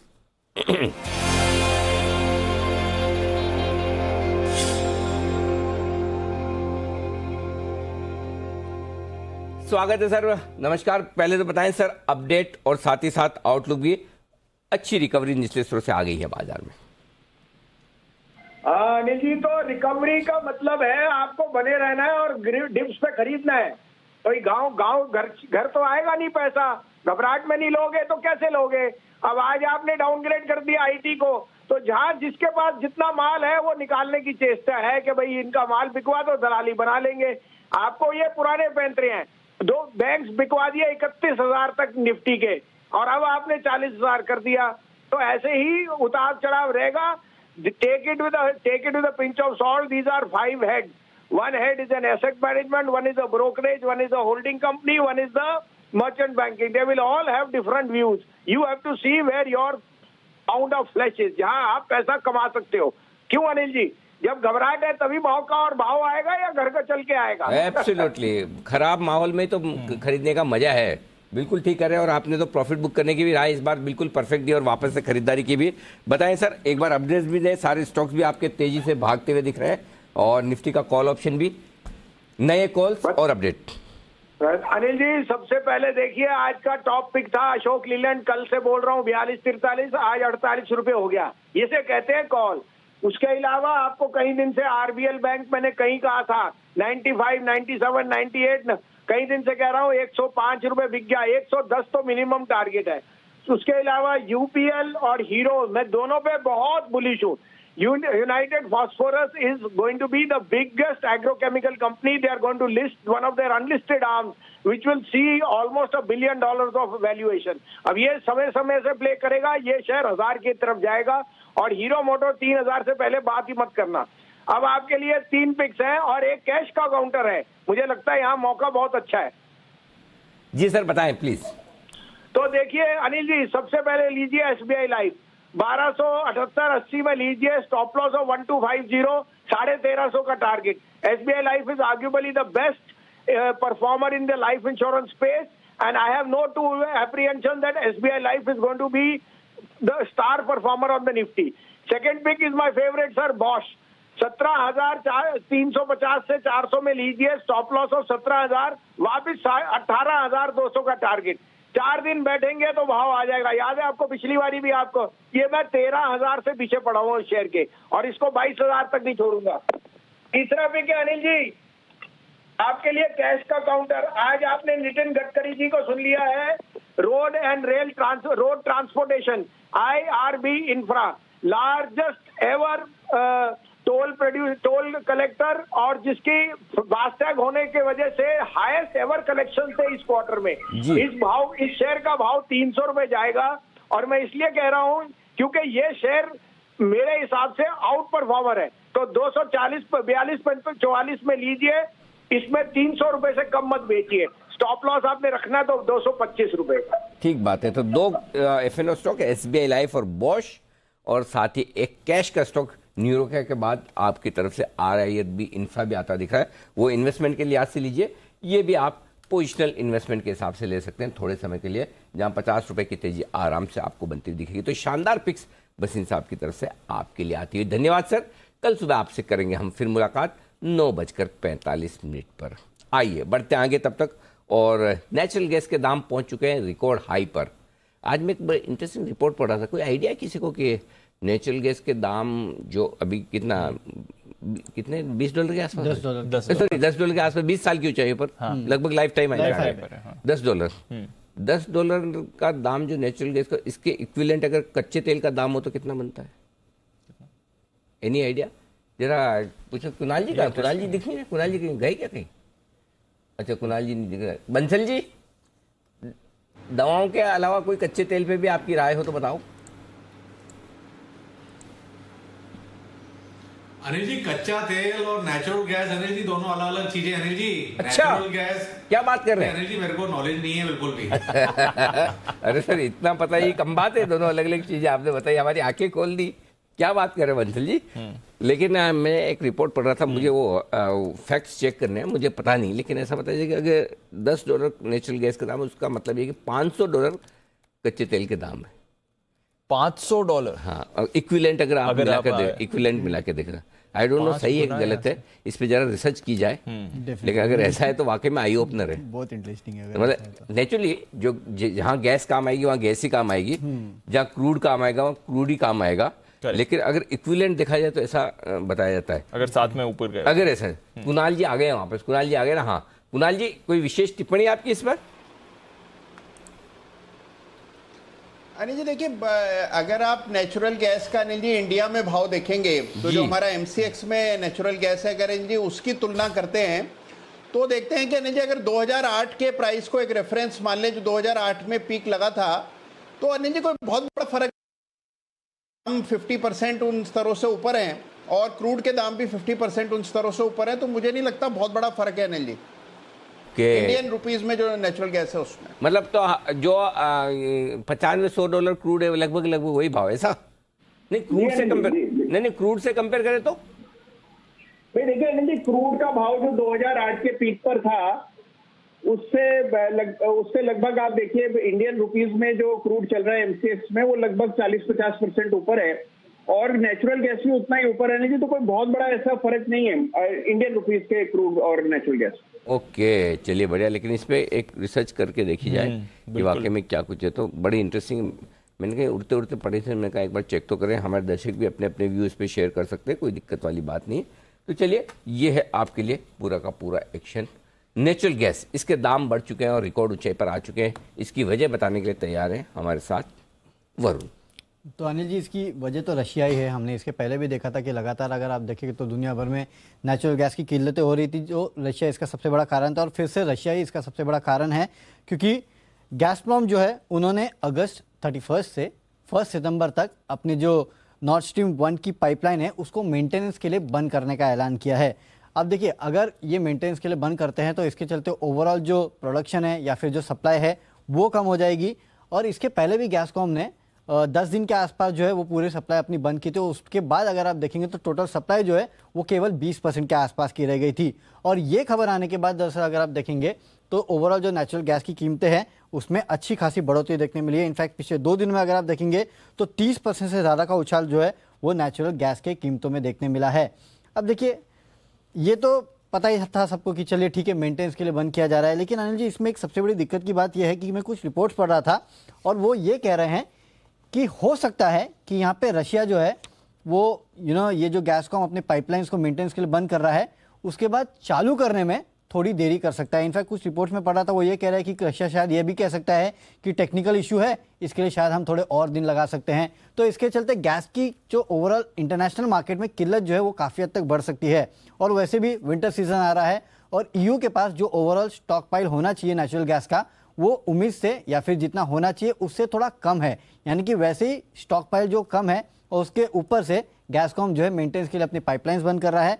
और बाजार में जो रूमर्स है या फिर जो भी कहें आपको कि रशिया शायद थोड़े बहुत टैक्टिक्स यहाँ पे खेल सकता है जो यूक्रेन के साथ इनका जो युद्ध चल रहा है उसके बीच में, तो उसके चलते भी कहीं ना कहीं नेचुरल गैस के दाम जो है वो अचानक से स्पाइक किए हैं और 30% के आसपास की तेजी 2 दिन में लाइफ हाइस पे ये पहुंच चुके हैं। तो ये है नेचुरल गैस के बढ़ते हुए दाम। और एक बार जरा राय चोपड़ा साहब से भी ली जाए। चोपड़ा साहब, नेचुरल गैस के बढ़ते हुए दाम अंतर्राष्ट्रीय बाजारों में, हालांकि भारत में इतने नहीं बढ़े, लेकिन क्या कोई पसंद है स्टॉक आपको जहां पर खरीदारी की जाए?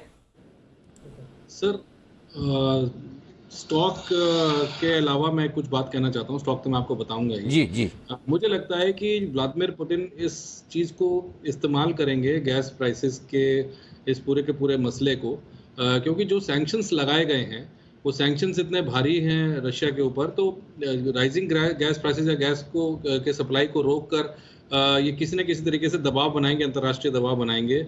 और इस दबाव की वजह से ये कोशिश करेंगे कि हमारे जो उनके जो सैंक्शंस हैं वो हटें।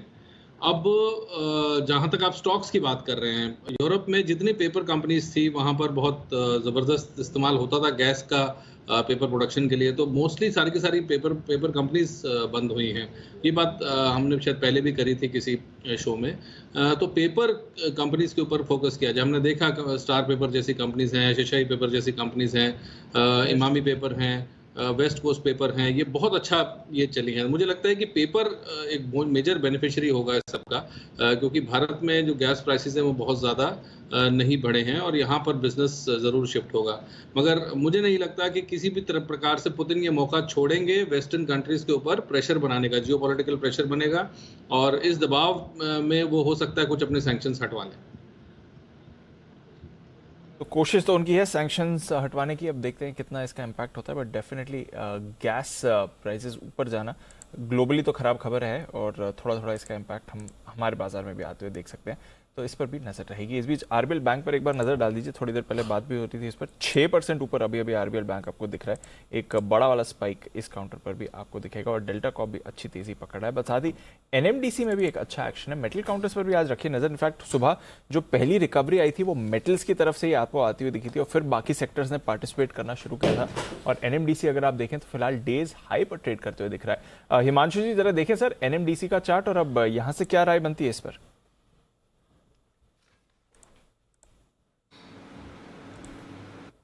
पहले एक अच्छा साइडवेज कंसोलिडेशन बनता हुआ नजर आ रहा था जिसमें एक अपसाइड ब्रेकआउट होता हुआ नजर आया था, लेकिन बाजार में जिस तरह की सेलिंग आई थी ये स्टॉक थोड़ा सा एक बैकफुट पर आया, इंपॉर्टेंट सपोर्ट्स को रीटेस्ट किया और आज ही एक ही दिन में ना केवल वो 4 दिनों का कंसोलिडेशन रेंज के ऊपर निकला बल्कि एक फ्रेश नीट क्लीन ब्रेकआउट भी स्टॉक ने दिया है। 120 में यहाँ पर जो सबसे बड़ा कॉल राइटिंग की एक्टिविटी थी उसमें अनवाइंडिंग भी होते हुए नजर आई है। तो मुझे लगता है एनएमडीसी आपके रडार पर होना चाहिए तेजी की पोजीशन के लिए। 122-125 रुपए तक के टारगेट्स मुझे लगता है कि यहाँ पर आते हुए नजर आ सकते हैं। तेजी की पोजीशन है तो होल्ड करके चलने की सलाह है, चाहे तो 116 रुपए का स्टॉप लॉस मेंटेन किया जा सकता है। ओके, तो 116 के स्टॉप लॉस के साथ एनएमडीसी पर रखिए नजर। ये काउंटर भी आपको अच्छी तेजी में दिख रहा है। आइए एक बड़ी खबर आपकी स्क्रीन पर आती हुई दिख रही है, वहीं पर कर लेते हैं फोकस और देखते हैं किस तरह का इम्पैक्ट इस खबर पर आपको आते हुए दिखेगा। एनएमडीसी पर ही बात चल रही थी और इसलिए हम देख रहे हैं स्टॉक में भी एक्शन है। 25 एनएमडीसी के जो स्टील प्लांट के डीमर्जर है उसको मंजूरी मिल चुकी है। 25 तारीख डेट सेट कर दी गई है, तो वहां पर आप रखिए नजर। ये एनएमडीसी के लिए अभी अभी बड़ी खबर आती हुई दिख रही है। जो इनका स्टील प्लांट का डीमर्जर वो नारनगर 1:1 के रेशियो में ये डीमर्जर होने वाला था, उसको मंजूरी मिलती हुई दिख रही है। तो ये आपके लिए खबर आ रही है जहां तक एनएमडीसी का सवाल है और इसलिए आप स्टॉक में भी एक्शन देख रहे हैं। तो सही समय पर हमारे रेडार पर भी आ गया। और अनिल जी ये जो इंतजार था बाजार को, ये बड़ी खबर है दीप एनएमडीसी के लिए। क्यों बड़ी खबर है? देखिए नारनगर का क्या है, जो भी नाम सही है, क्या है, नारनगर ही है मेरे ख्याल से। हाँ नारनगर। देखिए इस प्लांट का वैल्यूएशन 25,000 करोड़ के आसपास, 24-25,000 करोड़ का किया जा रहा है। एनएमडीसी का वैल्यूएशन है 34-35,000 करोड़ के आसपास मार्केट कैप है, तो 25,000 करोड़ तो ये निकल गया ब्रॉडली। एनएमडीसी का वैल्यूएशन है 34-35,000 करोड़ के आसपास मार्केट कैप है, तो 25,000 करोड़ तो ये निकल गया ब्रॉडली। इनके पास 8,000 करोड़ का कैश इक्विवेलेंट है, तो आप देखो ना 24 और 8 32-33,000 करोड़ ही हो गया। अब बचा हुआ इनका जो बिजनेस है आपका आयरन ओर का बिजनेस, जो 3,000 करोड़ के आसपास का पैट करता है, उसका वैल्यूएशन 2-3,000 करोड़ ही, मतलब वो बिजनेस लगभग आपको मुफ्त में मिल रहा है। तो ये रियल वैल्यू अनलॉकिंग होगी जब ये डीमर्जर होगा।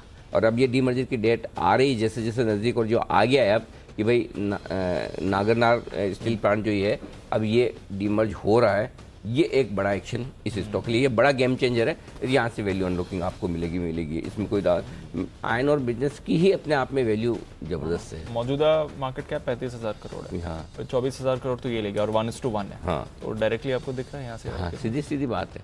तो मतलब ऐसे देखा जाए अब कितना आप अपसाइड बनती है वो देखने वाली बात है, बट क्लियर कट है। आप देखो ना 24,000 करोड़ 1:1 है। हाँ, तो 24,000 करोड़ का तो यही बिजनेस हो गया। तो बचा आप, और 8,000 करोड़ कैश पड़ा है बैलेंस शीट में, कैश इक्विवेलेंट है। तो और 3,000 करोड़ का पैट आपका आयरन और बिजनेस ऑलरेडी कर रहा है। अगर 3,000 करोड़ के पैट पे आप 10 टाइम का भी वैल्यूएशन दो, 8 का भी दो, तो भी अगर ना 25-30,000 करोड़ का वैल्यूएशन डबल होना चाहिए। हाँ, डबल तो नहीं, बट डबल हो ना हो, बट ऐसे देखा जाए कैलकुलेशन से तो बनता है। बिल्कुल। एक बार जरा चोपड़ा साहब से राय ली जाए एनएमडीसी पर। एनएमडीसी के फेवरेट है हमारे सुमित जी भी चार्ट तैयार करेंगे, तब तक चोपड़ा साहब बताएं सर।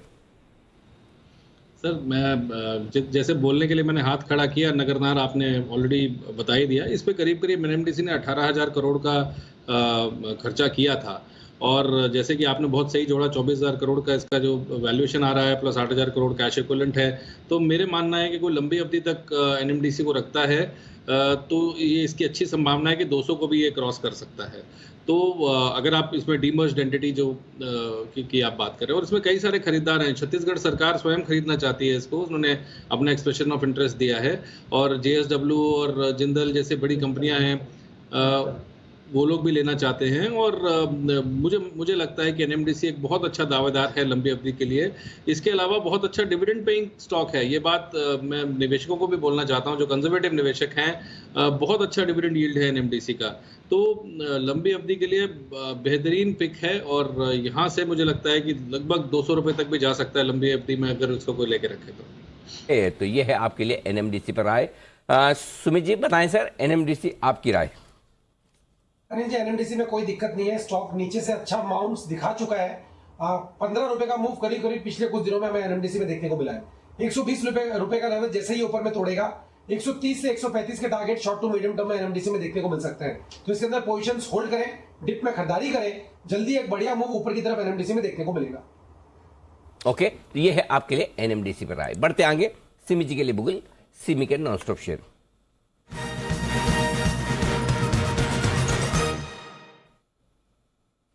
सिमी जी बताइए। जी अनिल जी, अभी मैं जो स्टॉक देने जा रही हूँ वो होगा एक फर्टिलाइजर सेक्टर से, मेजर है fertiliser major, Chambal Coromandel fertiliser. Chambal के बारे में आपने पूछा था कल, उसके बारे में मैं नहीं कह रही हूँ। कोरोमंडल आज का क्लोजिंग के बाद इसमें एक ह्यूज बुलिश एनगल्फिंग पैटर्न देखने को मिलेगा। डेली चार्ट में 5 ट्रेडिंग सेशन का करेक्शन के बाद ये स्टॉक वापस से रिकवर किया है, और जहां पे रिकवर जितना बढ़िया सा रिकवरी ये शो कर रहा है, इसमें कल आज की का सेशन में स्टॉक 50 डेमा को टेस्ट किया है, डेली चार्ट में 50 डेमा को टेस्ट किया है, और अभी कल का पूरा जो टिक था उसको पूरा कवर करके बुलिश एनगल्फिंग पैटर्न ऐसे ही होता है। तो यहाँ पे मुझे लगता है कि जिस लेवल से, जिस रेंज से ये स्टॉक नीचे आया है, 1100 के आसपास हाई बनाने के बाद ये नीचे आया है, वो हाई रिक्लेम करेगा ऐसा लगता है। या से निफ्टी में अगर बहुत ज्यादा करेक्शन नहीं आता है तो ये स्टॉक बहुत जल्दी 1092 का जो हाई इसने बनाया है 4-5 दिन पहले, वो हाई रिटेस्ट करेगा। पहला टारगेट होगा 1064, दूसरा टारगेट होगा 1078 और तीसरा टारगेट होगा 1092। ये तीनों टारगेट्स के लिए कोरोमंडल इंटरनेशनल को खरीद कर चलने का सलाह होगा। करंट लेवल पर ही खरीदने का सलाह है, और स्टॉप लॉस लगाएंगे 1030 के नीचे। ओके, तो कोरोमंडल पर रखिए नजर। फर्टिलाइजर स्टॉक्स पर सिमी जी को भरोसा आ रहा है। चंबल की कल बात हो रही थी, पर आज कोरोमंडल है आपके रेडार पर। रेडार पर रखना है आपको एक और काउंटर, और कुछ समय पहले लिस्ट हुई कंपनी कैंपस एक्टिववेयर, जरा इस पर नजर डालिए। बाजार में कुछ दिनों से कंसोलिडेशन जरूर चल रहा था, बट ये स्टॉक बढ़िया एक्शन में रहा है और अच्छी तेजी बनी हुई है। आज थोड़ा सुस्त जरूर है, बट पिछले कुछ दिनों का अगर आप चार्ट देखेंगे तो अच्छी तेजी बनी हुई थी। चल क्या रहा है, क्यों बाजार का इंटरेस्ट इस काउंटर पर आ रहा है, आइए जानते हैं नुपुर के साथ। नुपुर बताइए, क्यों है ये फोकस में? बिल्कुल दीपांशु, आज का अगर हम करेक्शन निकाल दें 4% का, तो पिछले 5 ट्रेडिंग सेशन में ये स्टॉक 20% ऊपर है। आईपीओ प्राइस जो मई 2022 में ये कंपनी लिस्ट हुई थी, वहाँ से अब ये स्टॉक 74% का रिटर्न दे चुका है। इनफैक्ट जो डेटा है, वॉल्यूम का डेटा, वो पिछले 3 दिन में 2.5 गुना से बढ़कर आया अगर पूरे महीने का एवरेज वॉल्यूम देखे तो। लेकिन एक कंसर्न था यहाँ पर कि जो डिलीवरी परसेंटेज था वो 27% ही था। इनफैक्ट जो एवरेज आता है वो 36% के आसपास आता है, इसलिए शायद आज थोड़ी सी रिकवरी स्टॉक में आते दिख रही है। लेकिन सबसे इंपॉर्टेंट डेटा पॉइंट ये है इस स्टॉक को लेके, जो एफपीआई और डीआईआई का जो इन्वेस्टमेंट है वो जून तिमाही में काफ़ी बढ़ते हुए नजर आया। डोमेस्टिक म्यूचुअल फंड जो मई की शेयर होल्डिंग है वहाँ पे नहीं थे, अब वहाँ पे भी उनका स्टेक है। एफपीआई का जो इन्वेस्टमेंट है वो 4% के आसपास था मई में, वो अब 5.5% के आसपास आता नजर आया जून क्वार्टर में। जो कंपनी के जो ट्रिगर्स आने वाले क्वार्टर्स में वो काफ़ी स्ट्रांग है। इनफैक्ट जो पहली तिमाही के नतीजे आए थे वहाँ पे 150% की रिकवरी आती दिखी थी कंपनी की आय में, डिस्पाइट द फैक्ट कि कंपनी का जो पहला क्वार्टर होता है वो हमेशा सीजनली वीक होता है। जो ब्रांडेड फुटवेयर बाजार है उसमें कंपनी की 17% की हिस्सेदारी है। FY22 में भी कंपनी ने हाई हाईएस्ट एवर जो वॉल्यूम्स है वो रजिस्टर किए थे। इनफैक्ट जो पहला क्वार्टर निकला सीजनली वीक क्वार्टर होने के बावजूद भी काफ़ी बढ़िया वॉल्यूम्स आते दिखे थे। थोड़े दिन पहले रिटेल एसोसिएशन ऑफ इंडिया की एक रिपोर्ट आई थी जहाँ पे सामने आया था कि जो स्पोर्ट्स गुड्स है वहाँ पे 32% का इंक्रीज आते देखा था YOY बेसिस पे। उसी के चलते एक पॉजिटिव डिमांड सिनेरियो दिखता है और जो मैनेजमेंट की कमेंट्री आने वाले तिमाही को लेके वहाँ पे काफ़ी अच्छी पॉजिटिव डिमांड की उम्मीद है। इनफैक्ट जो फेस्टिव सीजन आने वाला है उससे भी काफ़ी अच्छी उम्मीद इस कंपनी को लेकर है। जो एवरेज सेलिंग प्राइस है कंपनी का वो काफ़ी इंक्रीज होते नजर आया। जो नॉर्मली 500-550 के आसपास होता है वो अब 600 के पास जाने वाला है। CLSA का भी काफ़ी पॉजिटिव इस पे आउटलुक है। उनका जो टारगेट है वो 440 का है। लेकिन अगर हम वैल्यूएशंस को देखें तो ये स्टॉक 63 टाइम्स 1 ईयर फॉरवर्ड पे ट्रेड करा है फिलहाल। लेकिन जो रिटर्न ऑफ इक्विटी है वो भी काफ़ी हाई है स्टॉक को लेकर। 33% का रिटर्न ऑफ इक्विटी है इस कंपनी का। जो अदर दूसरी कंपनीज है बाटा हो गया, रिलैक्सो, मेट्रो, वहाँ पे वैल्यूएशन तो बाटा के 45 टाइम्स है बट जो रिटर्न ऑन इक्विटी है वो सिर्फ 3% की है। रिलैक्सो भी इसका हाई वैल्यूएशन पे 60 टाइम, लेकिन जो रिटर्न ऑन इक्विटी है वो 14% के आसपास है। काफ़ी अच्छा मोमेंटम है, काफ़ी सारे पॉजिटिव ट्रिगर्स है। वैल्यूएशन हल्के से थोड़े ऊंचे लेवल पे, लेकिन रिटर्न ऑन इक्विटी भी 33% के आसपास है। और मेट्रो बाटा को ये आउट परफॉर्म कर रहा है इसे। बिल्कुल तो आउट परफॉर्म भी कर रहा है। थोड़े स्ट्रेच वैल्यूएशन जरूर हैं बट अदरवाइज परफॉर्मेंस अच्छी रही है। पूरा फुटवेयर पैक ही हमने रिसेंटली एक्शन में देखा है। इस स्टॉक पर आपने थोड़ा ज्यादा एक्शन बनते हुए देखा है। शुक्रिया अनुपर ये डिटेल्स हमारे सामने रखने के लिए। आइए चलते हैं सुमित जी के पास और लेते हैं उनकी कॉल। सुमित का सुपर हिट।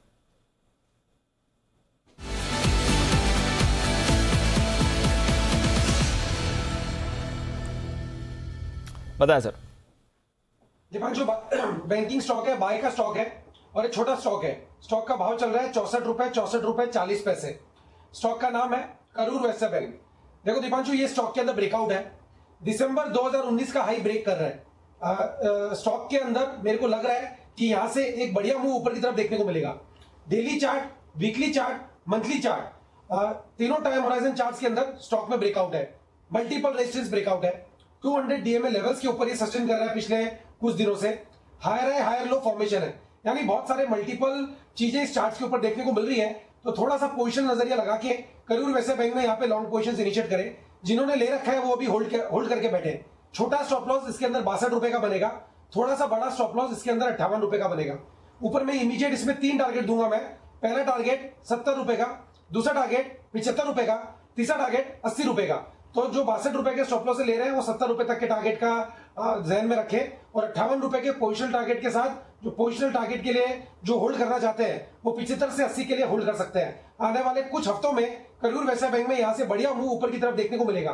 तो लॉन्ग पोजीशन इनिशिएट कर सकते हैं 62 या फिर 58 के स्टॉप लॉस से।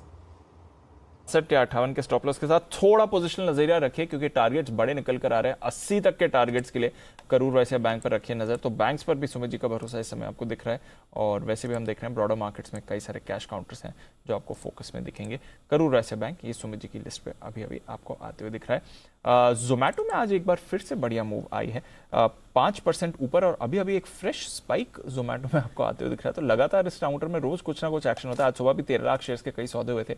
एक बार चोपड़ा साहब से पूछते हैं। चोपड़ा साहब, ब्लिंकिट एक्विजिशन के बाद कुछ कंसर्न्स आए थे, फिर जब एंकर लॉक इन खत्म हुआ तो स्टॉक काफी पिटा था, बट 40 के लेवल से देखें तो 50% से ज्यादा की रैली आ चुकी है जोमैटो में। सर कोई राय रखते हैं इस पर? दीप, एक्चुअली क्या है कि आपने ये सवाल मुझसे शायद अनिल जी ने पूछा था जब ये 140 पे था। तब मैंने बहुत ही स्ट्रॉन्ग व्यूज दिए थे कि इन कंपनीज में जब तक मेरे को रेवेन्यूज, कैश फ्लोज नहीं दिखेंगे मैं कन्विंस नहीं हूँगा। और ये जब ये 42 रुपए के लेवल पे आया तो हमने इसमें काफ़ी अध्ययन किया। वो ऐसे किया कि एक डिलीवरी बॉय था जो हमने कुछ ऑफिस में खाना मंगाया था, उसको बुलाया, हमने चाय पिलाई और उससे कुछ सवाल पूछे। सवाल ये थे कि पहले आप कितना कमाते थे, अब कितना कमाते थे। तो उसने एक बहुत बुनियादी बात बोली कि उनकी जो फी थी, जो ये माल सप्लाई करते थे या देते थे, डिलीवर करते थे, तो वो लगभग आधी कर दी गई है। मैं कंट्रोवर्सी क्रिएट नहीं करना चाहता इसलिए मैं अमाउंट बोल नहीं रहा। तो वो लगभग आधी कर दी गई है। प्लस जो कस्टमर को पहले कई बार फ्री डिलीवरी की जाती थी तो उसमें भी चार्जेस लगाने शुरू कर दिए हैं जोमैटो ने। तो इस सारी चीज़ों में ये बात आप समझ लीजिए कि सारी चीज़ें बॉटम लाइन को बोल्स्टर करेंगी और धीरे धीरे मुझे लगता है कि ये बॉटम लाइन बेटर होता जाएगा और इस भाव पर जो 60 रुपए 65 रुपए के भाव पर मुझे नहीं लगता जोमेटो में कोई भी दिक्कत है। इसकी अच्छी संभावना है कि यहाँ से ये डबल भी हो सकता है। थोड़ा सा पेशेंस रखना पड़ेगा, और जिस तरीके की आदत लोगों को पड़ चुकी है अब ऑनलाइन खाना ऑर्डर करने की, और मुझे लगता है कि जोमेटो इस भाव पे बहुत ही अच्छा है वैल्यूएशन वाइज, और अब जो स्टेप्स वो उठा रहे हैं अपनी बॉटम लाइन को बेटर करने के लिए, तो वो बहुत लंबे समय तक इनको मदद करेंगे, और जहां बॉटम लाइन दिखनी शुरू हो जाती है वहां पे वैसे ही मेरा कंफर्ट आ जाता है। तो जोमेटो मुझे लगता है कि लंबी अवधि का खिलाड़ी बन चुका है, और यहां से भी डबल होने का दमखम रखता है। ओके, एक तो मुझे याद ही नहीं आ रहा कि 140 कब हुआ था, मैंने कब सवाल पूछा, लेकिन चोपड़ा साहब बोल रहे तो पक्का ही पूछा होगा, पक्का ही 140 हुआ भी होगा। अच्छा, दूसरा सवाल जो आपने कहा कि वो आप अमाउंट कोट नहीं करना चाहते, उससे कंट्रोवर्सी हो जाएगी, सर वो बता तो दो, कंट्रोवर्सी नहीं होने देंगे हम बस। और वैसे देखो सर, कंट्रोवर्सी होने में टीआरपी ज्यादा आती है, ऐसा जनरल न्यूज चैनल वाले सब बताते हैं हमें। मैं टीआरपी के गेम में नहीं हूं सर। अरे हम तो है, अरे गजब कर रहे हो। आपके बैठने से आप बार बार आप रोज शो में आते हैं, तब जाके तो 65% हुए हम, तो आप तो हो कैसे नहीं हो, इनडायरेक्टली हो, डायरेक्टली नहीं हो। तो ये मैं आपको याद कराता हूँ अनिल जी, जब ये लिस्टिंग हुई थी कुछ दिन बाद आपने सारे के सारे जो इंटरनेट या नए जमाने की कंपनी पे एक शो किया था जी, न्यू एज कंपनीज की बात हुई थी जी। तब ये करीब करीब 140 के आसपास था, तब ये हमारी बातचीत हुई थी। पेटीएम के बारे में भी हुई थी, जोमेटो के बारे में बात हुई थी, जो नए उस जमाने में बहुत जबरदस्त आईपीओज आ रहे थे, तो उसके बारे में बातचीत हुई थी। तो मैंने अपना कन्विक्शन बताया था कि यहाँ पर वैल्यूएशन स्ट्रेच लगती है, भाव ज्यादा लगता है as compared to cash flows. तो तब मैंने अपने आइडियाज व्यक्त किए थे। तो जस्ट टू रिमाइंड यू कि 140 के आसपास उस समय ट्रेड करता था, और वहां से जो गिरावट शुरू हुई तो वो 42 रुपए पे रुके। बट अगेन जो मेरी बातचीत हुई थी, मैं आपको बहुत स्पष्ट बताता हूँ। पहले उन्होंने कहा हमें 50 रुपए मिलते थे और अब वो 25 रुपए कर दिए गए हैं।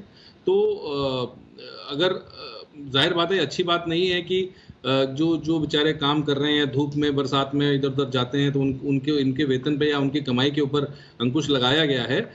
मगर कंपनी के लिए अल्टीमेटली ये बेटर है, क्योंकि उनकी बॉटम लाइंस काफ़ी बोल्स्टर होंगी। और मुझे लगता है इन वैल्यूएशंस पे 64 रुपये 65 रुपये पे बिल्कुल भी दिक्कत नहीं है, जोमेटो को लंबी अवधि के लिए खरीदा जा सकता है। और अगर हम क्वार्टर ऑन क्वार्टर रिजल्ट्स में बेहतरी देखेंगे तो संभावना है कि दोबारा से आपको 130-140 के स्तर पे ये दिखे। तो मुझे लगता है कि साल, 1.5 साल, 2 साल के अंदर जोमेटो वहाँ पर पहुँच सकता है। ओके, तो ये है आपके लिए जोमेटो पर। इस बीच 1.5 करोड़ शेयर्स के सौदे बात करते करते चोपड़ा साहब के बात करते चोपड़ा साहब आपने सोचा आपके बात में कितना दम है? कभी 1,46,00,000 शेयरों का ट्रेड हुआ है आपके बात करते करते। देखो स्क्रीन पे दिख रहा है, बड़ी ब्लॉक डील हुई है जोमेटो में चोपड़ा साहब के बात करते करते। सोचिए, तो जोमेटो भी ऐसे ही, लव मी और hate me, can't ignore me. बिल्कुल, वो लिस्ट में आ गया, वो आ गया लिस्ट में। ये पेटीएम, बात तो होगी। बिल्कुल। तो चलिए, ये है कुछ और स्टॉक्स जहां पर एक्शन बना है भरपूर इस वक्त। आइए, बैन से बेनिफिट तैयार है आशीष चतुर्वेदी।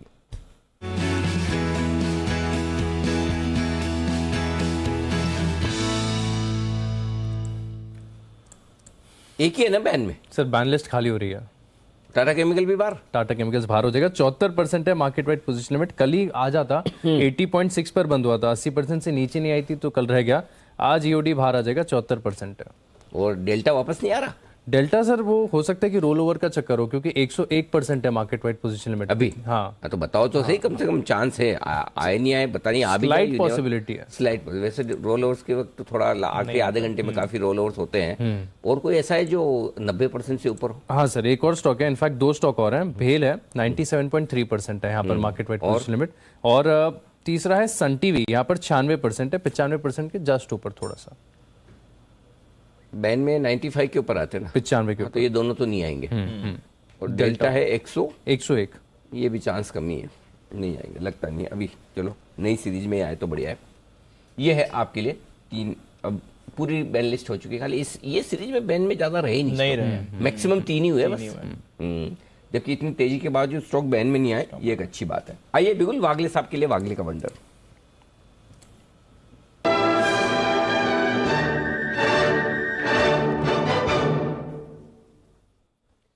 जी वागले साहब बताएं। अनिल जी, BTST में टाटा कंज्यूमर में रडार पर आया है, 808 809 का करंट भाव है। आपको 800 के नीचे का स्टॉप लॉस लेना है, 799 का 10 रुपए की रिस्क बनेगी। 825 से 830 के लेवल्स आपको कल देखने को मिलने चाहिए। 830 के टारगेट के लिए करें खरीदारी टाटा कंज्यूमर्स में। आइए, जय ठक्कर भी जुड़ चुके हैं और वक्त है कैश का ऑप्शन।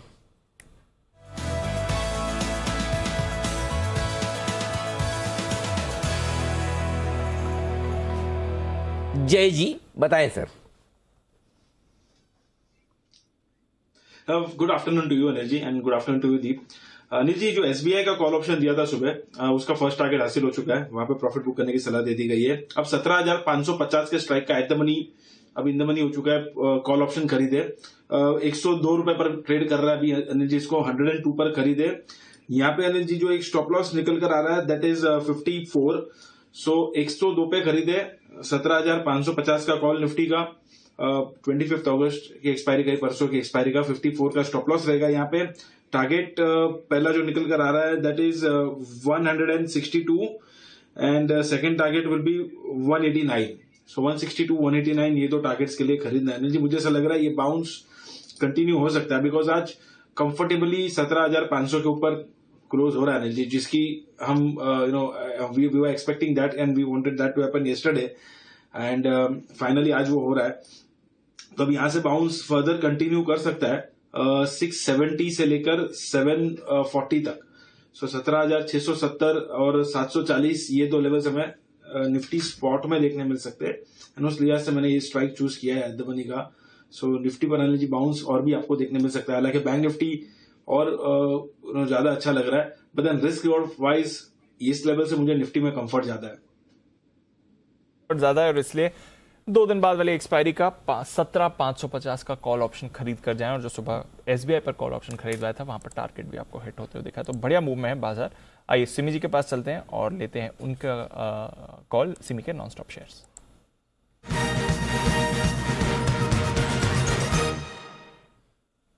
बताएं सिमी जी। दीपांशु, एक बैंकिंग स्टॉक में नजर आया है, बैंक निफ्टी अच्छा क्लोजिंग दे रहा है और मुझे लगता है कि ये स्टॉक अच्छा परफॉर्म कर सकता है। स्टॉक का नाम है इंडसइंड बैंक। 1070 के आसपास भाव है स्टॉक में। कल एक दोजी बना था, पिक्चर परफेक्ट दोजी था, और आज जो इसको कवर किया है, अगर डेली चार्ट देखेंगे आज का क्लोजिंग के बाद यहाँ पे भी एक बुलिश एनगल्फिंग पैटर्न आएगा। तो 2 ट्रेडिंग सेशन के बाद शायद निफ्टी बैंक निफ्टी बॉटम बना के वापस घूमने के लिए तैयार है और ये बिल्कुल साथ देगा। इंडसइंड बैंक बैंक निफ्टी को आगे लेके जाएगा, ऐसा मैं मानती हूँ। तो करंट लेवल पर खरीदने का सलाह है। 1055 के नीचे स्टॉप लॉस लगा के इंडसइंड बैंक को खरीद कर चलने का सलाह होगा। 1095 का पहला टारगेट, 1110 का दूसरा टारगेट के लिए इंडसइंड बैंक को खरीद कर चलिए। ओके, तो इंडसइंड बैंक पर रखिए नजर। अब ये भी रिवर्सल दिखा रहा है, वैसे काफी कमजोर था, बाकी बैंक्स के मुकाबले यहीं पर सबसे ज्यादा गिरावट थी, बट अब इस पर भी आपको मूवमेंट आते हुए दिख रहा है।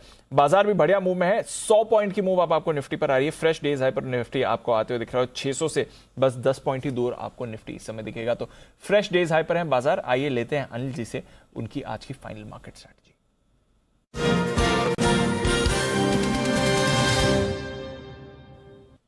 सर, लग ही रहा है कि बाजार को आपकी स्ट्रैटेजी का इंतजार था, क्योंकि स्ट्रैटेजी के वक्त ही डेज हाई पर हमारे बाजार हैं। डाउ फ्यूचर्स डेज हाई पर आते हुए दिख रहे हैं। नास्डैक फ्यूचर्स थोड़ा मोमेंटम और पकड़ते हुए दिख रहे हैं। यूरोप थोड़ा मिला जुला सुस्त है, बट अदरवाइज बहुत ही बढ़िया मूड में है बाजार इस समय। सर, एक चीज देंगे आप मुझे जी? आज शाम को देर रात अमेरिका में हरे निशान में क्लोजिंग। अच्छा, खाली हरे निशान, इससे ज्यादा कुछ नहीं चाहिए। ऐसा नहीं कि 500 पॉइंट ऊपर कर देना, 200 ऊपर कर देना, 400 नहीं, मैं लालची नहीं है अपने। खाली ग्रीन में क्लोज। 3 दिन में 900 गया डाउ। हाँ, आज ग्रीन क्लोज कर दिए। 3 दिनों का करेक्शन डाउ में हो गया। 2.5 दिनों का करेक्शन हमारे यहाँ हो गया। कैसे 2.5 दिनों का? 2.5 का भी नहीं, 2 दिन का ही बोलना चाहिए। फ्राइडे को दोपहर से गिरे, सोमवार को पूरा गिरे, आज मंगलवार को आधा दिन गिरे। तो हमारे 2 से 3 दिन का करेक्शन जो होना, अगर आज अमेरिका ढंग से क्लोज हो जाता है और आज हमारी जो क्लोजिंग हो रही है 17,600 के आसपास डे हाई पर, तो अब की वाली ये रनअप में 18,000 पार कर देगा। ओह वाओ, अब 18,000 की तैयारी हो रही है। नहीं, 18,000 की पार की 18,000 तो मैं मानता हूँ कि पिछली बार ही हो गया। मैं तो 17,965 और 17,992 को मैं 18,000 ही मानता हूँ। 18,000 ही मान, लेकिन मेरे हिसाब से तो ये तो क्या शुभमान गिल और सिकंदर रजा की सेंचुरी तो है नहीं। जब एक तो यार ये समझ में नहीं आता मेरे को, जिम्बाब्वे के साथ हम खेलते क्यों है? हमारे कांदीवली ईस्ट की टीम भी बहुत बढ़िया है। एक बार इंडिया वर्सेस कांदीवली ईस्ट भी किया जा सकता है। तो भी उतने अच्छे प्लेयर वहां भी है। ठीक है, चलो इसी बहाने प्लेयर्स घूम के आते हैं। ओके, एनीवे तो लास्ट 2-3 ओवर थोड़े एक्साइटिंग हो रहे, लग रहा था शायद। काय एक्साइटिंग बनाना पड़ता, नहीं तो मेरे जैसे बहुत सारे लोग सवाल उठाएंगे कि गए क्यों, इतना खर्चा क्यों किया, टेलीकास्ट कर रहे हैं, आ रहे जा रहे, फायदा क्या? फिर बोलेंगे आईसीसी का कैलेंडर है, जाना पड़ता है। इसलिए थोड़ा सा इंटरेस्टिंग बनाया, समझा? चलो एटलीस्ट हाँ, ताकि ऐसा ना लगे कि भाई हाँ मतलब ऐसी आसानी से। हाँ, तो थोड़ा इंटरेस्टिंग। तीसरा वाला 2 आराम से जीते वन साइड, तीसरा वाला थोड़ा सा अब। और करना क्या है, बाद में बॉलिंग ही तो डालनी है, तो बॉल तो आप जितनी लूज डालना चाहो डाल ही सकते हो। वो तो है। अब तो वो बैट ही ऐसे घुमाए कि कैच जाए तो क्या करे कोई। इसमें बॉलर की क्या गलती?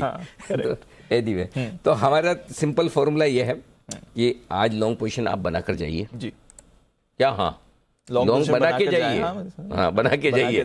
17,400 का पुट ऑप्शन ले लीजिए हेजिंग के लिहाज से। अगर गलती से कुछ हो गया ऐसा, ये भी देखो सब कुछ ठीक दिख रहा है, लेकिन यू नेवर नो, जो 2-3 दिन का माहौल है, भगवान नगर कल को कुछ और बढ़े, तो 17,400 का पुट जरूर लीजिएगा। ठीक है, एक्सपायरी परसों सस्ते में तो मिल रहा है। करेक्ट, हेजिंग 150-200 पॉइंट्स तक का आपको रिस्क मैनेज करना आना चाहिए। उससे ज्यादा हो तो पुट है आपके पास। Right, correct. 17,400 का पुट लेकर हेज करिए। 38,500 का पुट लेकर बैंक निफ्टी को हेज। वाह, आ गया 600। 750 आज के स्टॉप लॉस के ऊपर बंद हो रहा दीप। बिल्कुल, बैंक निफ्टी 38,750 से स्टॉप लॉस, और इसीलिए दूर का दिया था मैंने, कहा भी था कि देखो स्टॉप लॉस दूर का बनेगा। 38,750 है और 17,700 निफ्टी का। निफ्टी वाले अपने स्टॉप लॉस से दूर है, लेकिन फिर भी 38,600 के ऊपर बंद हो रहा। तो डे हाई पर क्लोज हो रहे हैं, डे लो पर खुलकर। बड़े दिनों बाद लग रहा है कि रिस्क रिवॉर्ड रेशियो फेवरेबल है लॉन्ग करने के लिए। आप अपनी कॉल लेकिन ऑप्शंस के जरिए करिएगा, जो भी करें। और अगर फिर भी थोड़ा डर लगे तो कल सुबह आके कर लीजिए, कोई दिक्कत नहीं। ठीक, clear? Done. Nifty bank Nifty दोनों तैयार है। जबरदस्त, बिल्कुल। इनफैक्ट आज सुबह भी एक कॉन्फिडेंस आपने जताया था जब बाजार खुल रहे थे। यस, एक सपोर्ट लेवल की आपने बात करी थी और फिर कहा था क्या गजब घुमा है, 17,340 345 एग्जैक्ट उसके बीच में से घुमा है। एक बार देख लेते सुबह बाजार पर क्या राय दी गई थी। एग्रेसिव ट्रेडर्स आप हैं तो एक चांस यहां ले सकते हैं 17,340 से 17,400 की रेंज में। अगर आपका बहुत मन है, 17,300 के नीचे फ्रेश खराब होगा, 17,400 के नीचे ये लगेगा 17,340 पे सपोर्ट ले लिया, अब जल्दी से नीचे नहीं जाएगा। राइट, तो अपने 100 पॉइंट की रेंज में टाइम पास करना है। ओके, 400-425 पार करके टिके तो ये मानेंगे 340 जल्दी से नहीं टूटेगा, और ये एक अच्छा सपोर्ट हो गया। पाइए अपना बैंक निफ्टी, पहले निफ्टी लेना है। भले ही बैंक निफ्टी ज्यादा बड़े पॉइंट में लेना, पहले निफ्टी, रिस्क कम है। इस समय आपका कमाई कम करने के, कमाई ज्यादा बढ़ाने के बजाय रिस्क कम करने पे फोकस। सुबह आज हमने कहा भी था कि चाहे बैंक निफ्टी ज्यादा बढ़ेगा हमें पता है, लेकिन हमें निफ्टी लेना है क्योंकि हमें सेफ्टी वहां दिख रही है। बैंक निफ्टी बढ़ा हुआ भी ज्यादा है, आप देखिए 1% के आसपास, निफ्टी आधा % के आसपास। 37,925 था, 37,950 पे लो बनाया, 17,340 था, 17,345 का। मेहनत कर, लेवल थोड़ा टाइम दो ना, जितना ज्यादा टाइम देते हो उतना एक्यूरेट लेवल निकलते हैं। बिल्कुल जबरदस्त रीडिंग रही आज के लेवल्स की, और बाजार के पूरे एक्शन को भी आपने पकड़ा है। डेज हाई पर आप क्लोजिंग के लिए हो रहे हैं तैयार। आइए कुछ फाइनल क्लोजिंग कॉल्स ले लेते हैं। बिगुल, हिटमैन हिमांशु।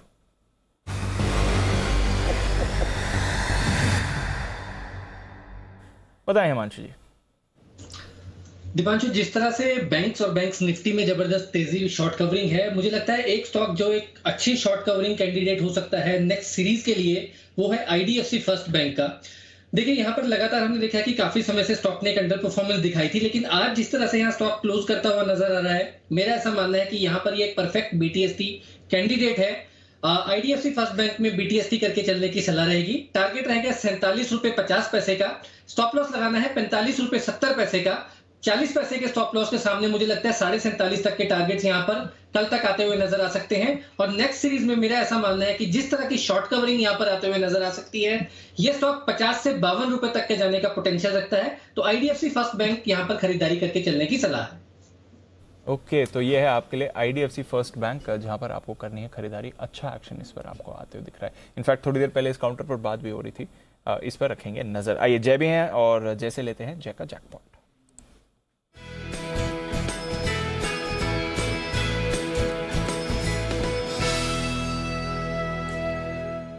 बताएं जय। दीपांशु, सुबह से ही बैंक्स पर भरोसा है। सुबह एसबीआई पर दिया था, वहां पर टारगेट हासिल हुआ है। अब दीप एयू बैंक, यहाँ पे मुझे ऐसा लग रहा है अच्छी तेजी आपको देखने मिल सकती है। इसका 650 का स्ट्राइक का कॉल ऑप्शन आप खरीदे, ₹6.60 पे मिलेगा आपको। रिस्क रिवॉर्ड भी बहुत मुझे बढ़िया लग रहा है। 6.60 पर खरीदे दीप, 3.70 का स्टॉप लॉस रहेगा।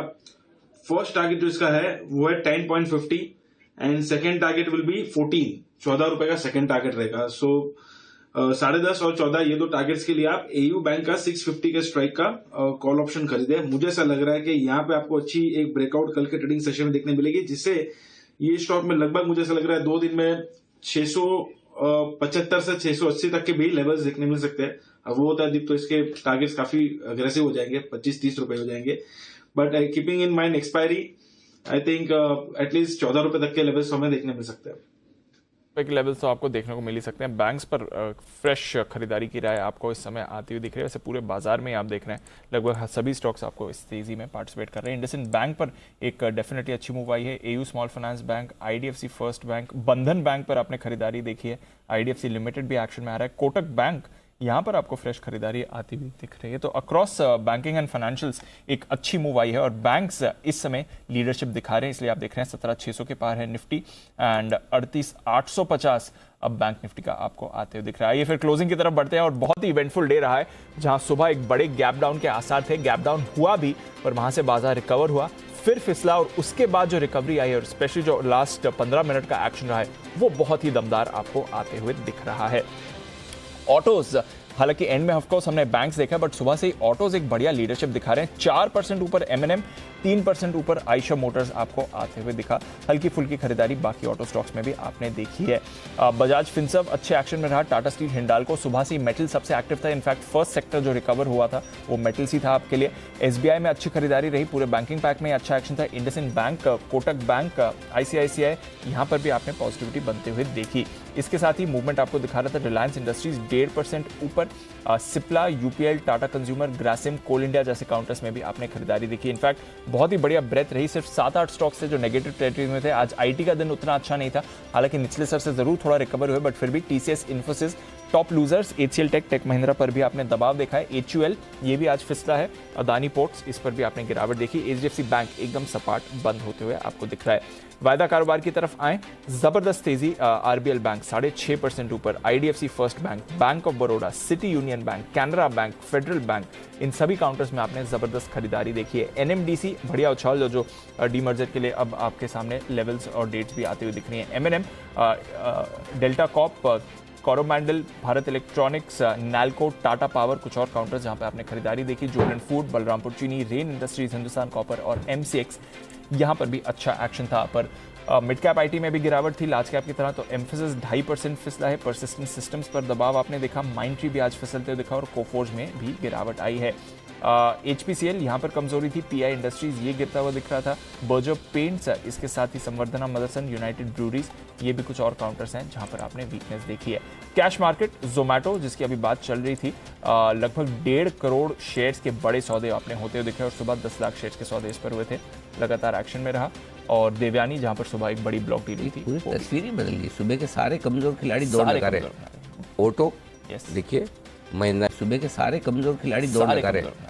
ऑटो देखिए, Mahindra and Mahindra top gainer. Metals, Tata steel, Hindalco दौड़ लगा रहे हैं और महिंद्रा के ठीक पीछे आयशर है। बैंक्स देखिए, आईसीआईसीआई, कोटक, सारे दौड़ लगे। इंडसइंड, कंज्यूमर स्टॉक्स, यहाँ टाइटन, टाटा कंज्यूमर, ट्रेंड बढ़िया। सुबह 4 स्टॉक हरे में खुले थे, 46 लाल में थे। अभी बंद होते हैं 7 लाल में, बाकी 43 हरे में।